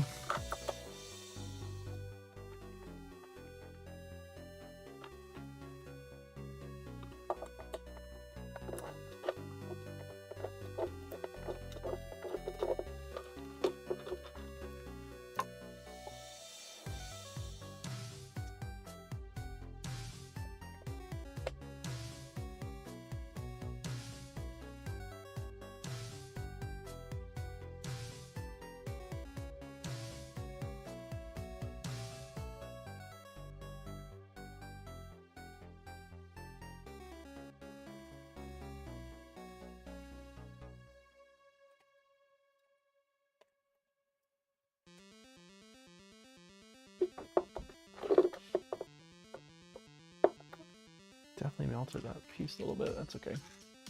Probably just take out the back screws and just slide instead of completely taking the extruder off. That's true. I think Jack's here, so I'm gonna turn the iron off really quick. Jack? Jack attack? No! Oh. Jack attack? He just crawled out of bed for you. He crawled out of bed. You want to say hi to everybody? No. What? Come here, Jack. Want to see what we're working on? Thank you. Yummy. That looks good. Little smorgasbord. Yeah. Look it. It's you. It's you. You say hi, bud? You say hi? No? Can you say hi? You want to see what we're building? Look at all the wires, huh? See all the wires? Look at. Touch it? Don't pull it. Don't pull it. Does it look cool? Huh? Do you have a good nap? Oh. Is that Delilah? Delilah's going downstairs. You say bye-bye, Delilah. Oh. What? What is it, baby? Is it Delilah? I see his remote. Oh, that's what he sees. You pointing at your remote? Yeah, it doesn't have batteries, baby.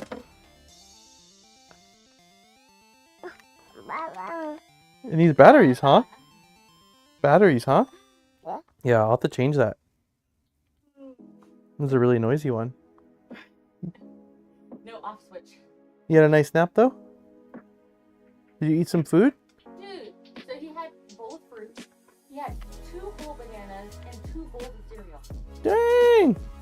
This guy ate a bowl of fruit, 2 full bananas, and 2 bowls of cereal. You can set that down for Daddy? You want to keep that up here with Dad, and I'll put some batteries in it, bring it down later? Is that okay? Is that okay? Oh. What is it? What is it?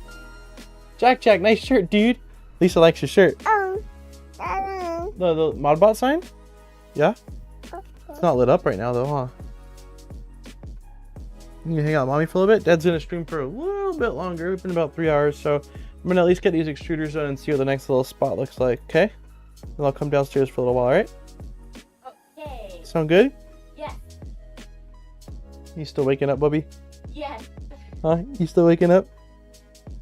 Oh. What? The mouse? No, no mouse. Here, you can take this downstairs if you want a souvenir for now. I'll get it from you later. Here, take this, okay? It kind of looks like a frisbee, right? You say bye-bye, everybody. Bye-bye, everybody. Oh. Yeah, you can take your remote? Oh. Okay. That's very important.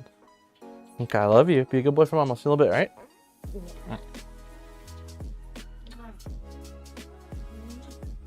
The only thing I wish this plate had was crackers. Thank you. That's okay. I'll just munch on this. I love you.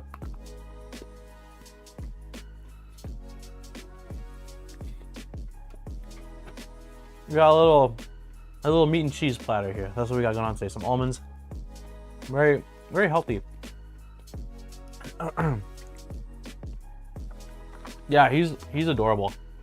He knows it too. Cheese stick? Mm-hmm.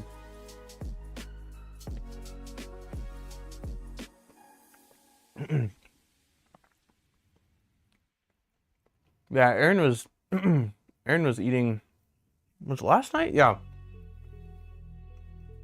It was like 10 o'clock at night. And I asked her, or she said she was gonna eat some food, and I asked what she was eating, and she sent me a photo of basically a plate that looked just like that. So, okay. Let's get this going.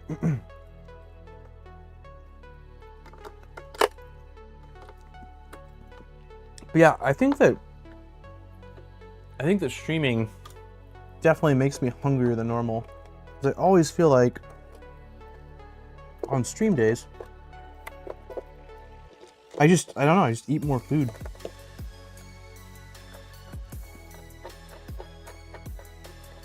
Okay, so someone said, oh shit, I didn't. Did install the Bowden tube. There we go. Someone said I could probably just slide it over. Yeah, but the only issue. Okay, let's try it. The only issue I can think of is I need enough clearance for the soldering iron. It's the I could probably get the heat insert in without burning the extruder, but it's really close. It's really close. Standing and talking is tiresome. Yeah, my dad always gives me props. He's like, he watches a lot of the streams, at least parts of them after. And he's like, man, I gotta give you kudos. Like, it's a lot, like to be doing a thing and talking and engaging and remembering what you're doing. And I'm like, it is a lot, Dad. Like, it is a lot. Like, I really enjoy it. But usually after the stream's over, like, I just sit on the couch for, like, I don't know, anywhere between 30 minutes to an hour and kind of try to rebuild some energy up. How much does it cost to build one of these box turtles? Well, there's two routes you can go. You can either self-source or you can order a kit, and the kit prices are at $2.99. $2.99. Fabrico did just provide a 5% off coupon though for anything on the website, so you could get 5% off. So, is that $2.85? Shit, let's not burn the cable. Sorry, I'm gonna just do this without showing you guys. You've already seen it once. I'm just installing more heat inserts. Nothing else too exciting going on here.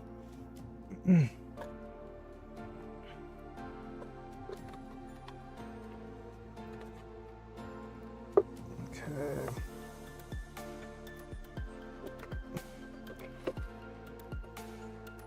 Okay.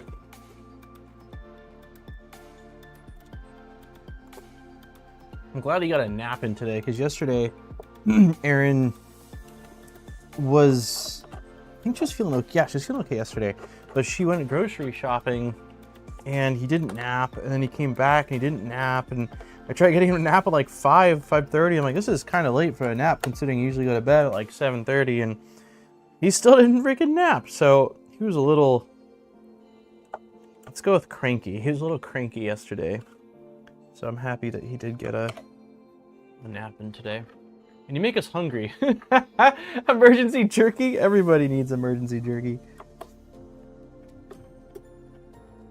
Yeah, that's why, I guess I probably do. I'd be curious to know, like, outside of streaming how much I talk about food. But part of the reason why I talk about food during stream is my stomach reminds me that I need to eat, and then my brain starts thinking about food, and then you guys kind of feed my food talk, and the next thing I know it's a food channel, a food stream. Okay, so those are all done. Let's go ahead and shove this back in here like so. Does that go all the way in? It sure seems like it's not going further.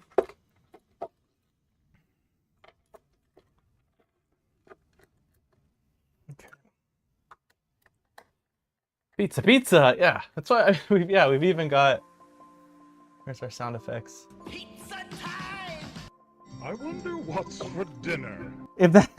If 25% of my sound effects being food related isn't a sign that we talk about food, I don't know what is. Cooking stream sponsored by HelloFresh. I know. It's funny, when Erin and me first moved out together, neither of us really cooked, and so we did HelloFresh or like one of the equivalent, competitors for a while.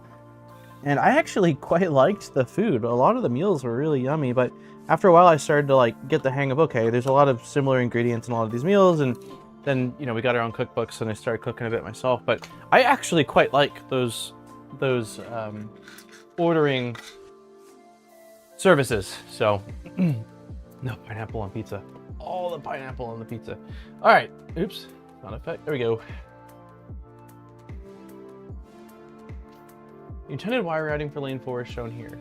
There are many zip tie points on the underside of the trays, however, now is not the time to secure them in place. You may loosely secure the wires for lane 4 in place at this time. Who's calling me? Sorry, just to make sure it's nothing. Fullerton, California. That is spam. You may, so it says you may, but we don't have to. The next page will show exactly.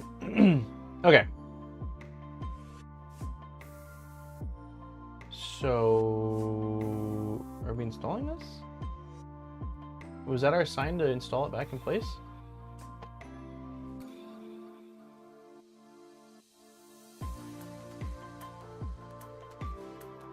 No, I guess not.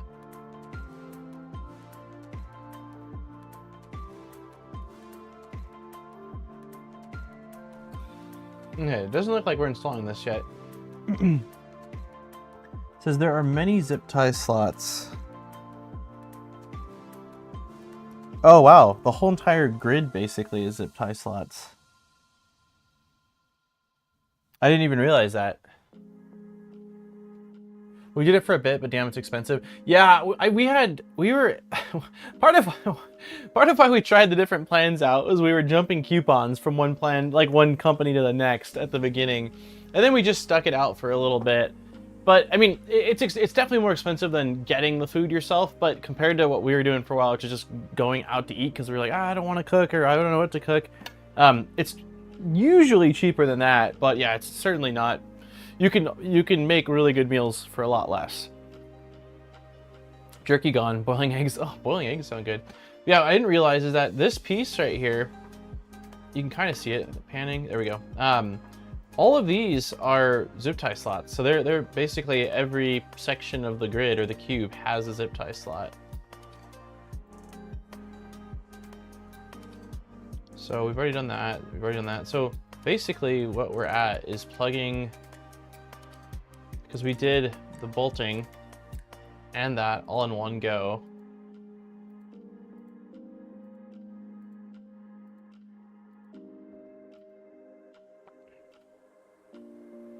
Then we're attaching that, and then it's wiring. I am probably gonna just spend some time on wire management and do this off stream. Because I kind of want to think about it and play around with a few different routing methods. I mean, this looks clean, so if I can mirror this, I'll probably end up doing this, but that's likely what I'm going to do. And also install these because I don't think there's going to be anyone that does this. It's like, I would like to see how he did that. Like it, I mean, I'll show the wires the next time we work on Box Turtle, like how it looks down underneath it. But I think this is all going to be quite straightforward. And yeah, I'd rather just spend my time on it and kind of chill and do cable management just off stream. It's probably my preference, especially because right now we're not going to be even doing the firmware side of things until I get the toolhead figured out. So we might call it here. I'm feeling like I just want to sit down and eat some salami and grapes and kind of relax for a little bit. So yeah, I think we're gonna call it. I'm not sure what we're doing for next week's stream, so I need to talk to Steve about when we're starting the Tic Tac, and then I need to also print out parts for the Filametrics mod, which I have most of, but I need to print out the accent pieces, and I'm also going to reprint out the primary pieces in regular ABS because I printed them in PPSCF, and if we run into issues because of that, I don't know how we would or why we would, but I want to make sure I have a backup in like ABS or ASA, so I'm going to do that. Mike, hey, thank you so much for becoming a member, man. Cheers.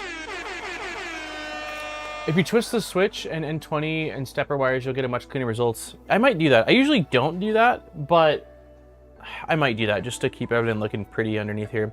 So yeah, I've got a few things going on. I've got a printer to unbox, which I think would be a really fun one to do on a stream, but I have to look at my emails to see when when the embargo is up or when I can even do that. Then I have this stream with Steve. Then we have finalizing this, and then 2 potential large builds with one I need to check up on and see what the status is with. So next week will very likely be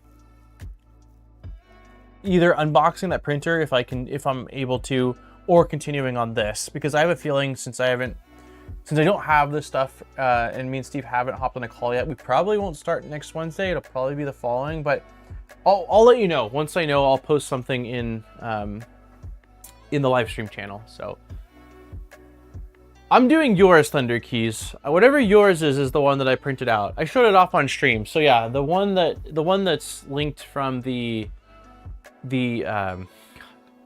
brain, I'm crashing. From the Box Turtle GitHub repository. Yeah, I think I showed you because you had made a revision or something like that. But here's the PPSCF. That was supposed to be changing scene, not hitting the air horn.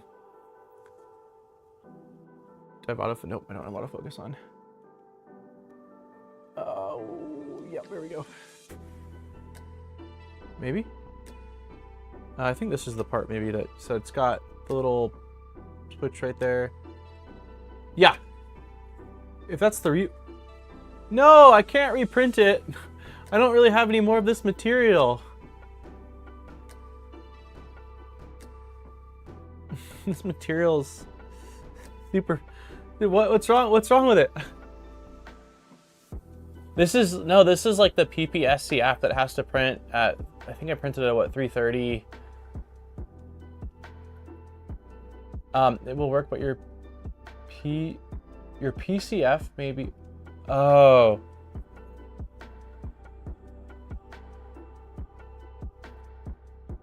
Wait, there is no.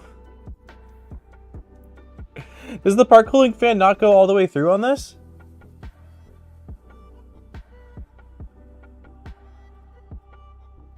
I'm looking at it right now and it looks like the holes aren't fully open.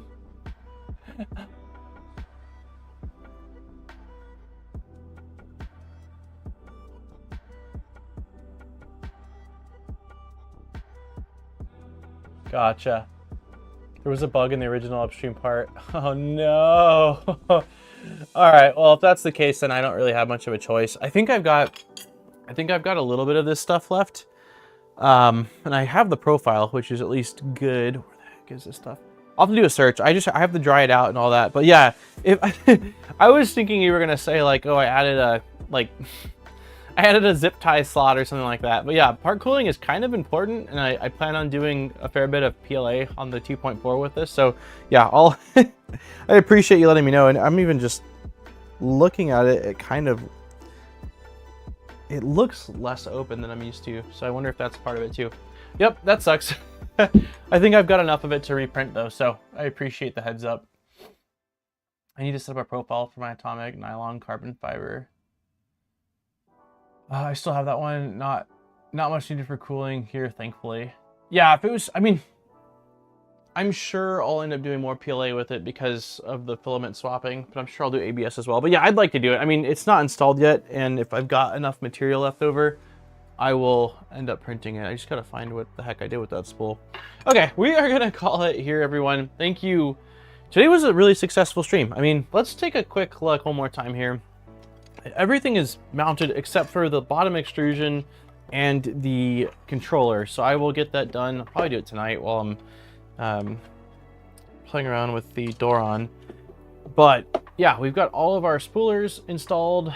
We've got our extruders mounted underneath it. It's looking really freaking good. It needs cable management, it needs a controller, and I think I have to probably attach the roller wheel guys. These also need to be attached, I assume. Well, I don't know how these go actually. These don't look like they slot. Maybe they slot in like that and just kind of, I don't know. I'll have to see how these go, but I'm fine with my plain skirts, Tor, okay? I'm fine with my plain skirts. I do think that the dual color mesh looks really good, and I considered it initially, but yeah, I don't even have, I went through basically 2 kilograms of the primary. I don't have any more, so I don't want to, I don't want to reprint them, man. I'm really happy with the way it all turned out. So there's a cantilever internal unsupported feature. Gotcha. Dual color plus hacks. I'll let you rock it, man. I'll let people look at mine, but yeah, it's functional. But front screen for a mesh, screens for a mesh. It would look nice. I'm not denying it looked nice. I chewed on it for a little bit and was like, I've got so many things I'm juggling right now, and I wasn't using the bamboo, I was using the cheaty. So I was like, the filament swapping, and if I ran into an issue, I was like, I'm just not gonna bother with it on this one. So, all right. On that note, thank you everybody for hanging out. Thank you for all of our members, new members, returning members, all the gifted memberships. Thank you to Fabrico for the really generous donation. And also, if you did not see it, Fabrico is doing I think they said for 24 hours, but at least till end of day, Modbot 5, and I don't remember if it needed to be capitalized. Try both, all lowercase Modbot with the number 5 or capital M and then all lowercase 5, but 5% off of any order on the website, which is super cool. So if you did need to pick something up, then, I mean, 5% discount's a 5% discount. So thank you. Yeah, there you go, Fabrico. Maybe Fabrico, can you confirm, was it capital M or all lowercase? I don't remember. Until midnight tonight, cool.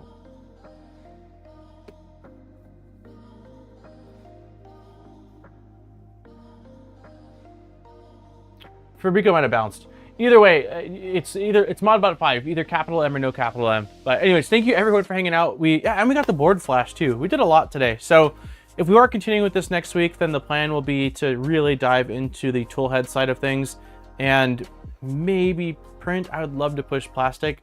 And if not, then there'll probably be a slight pause because the plan was to sort of, once the base of this was done, transition to a different build, primarily the one with Steve, and then jump back over to this. So either way, we'll figure it out.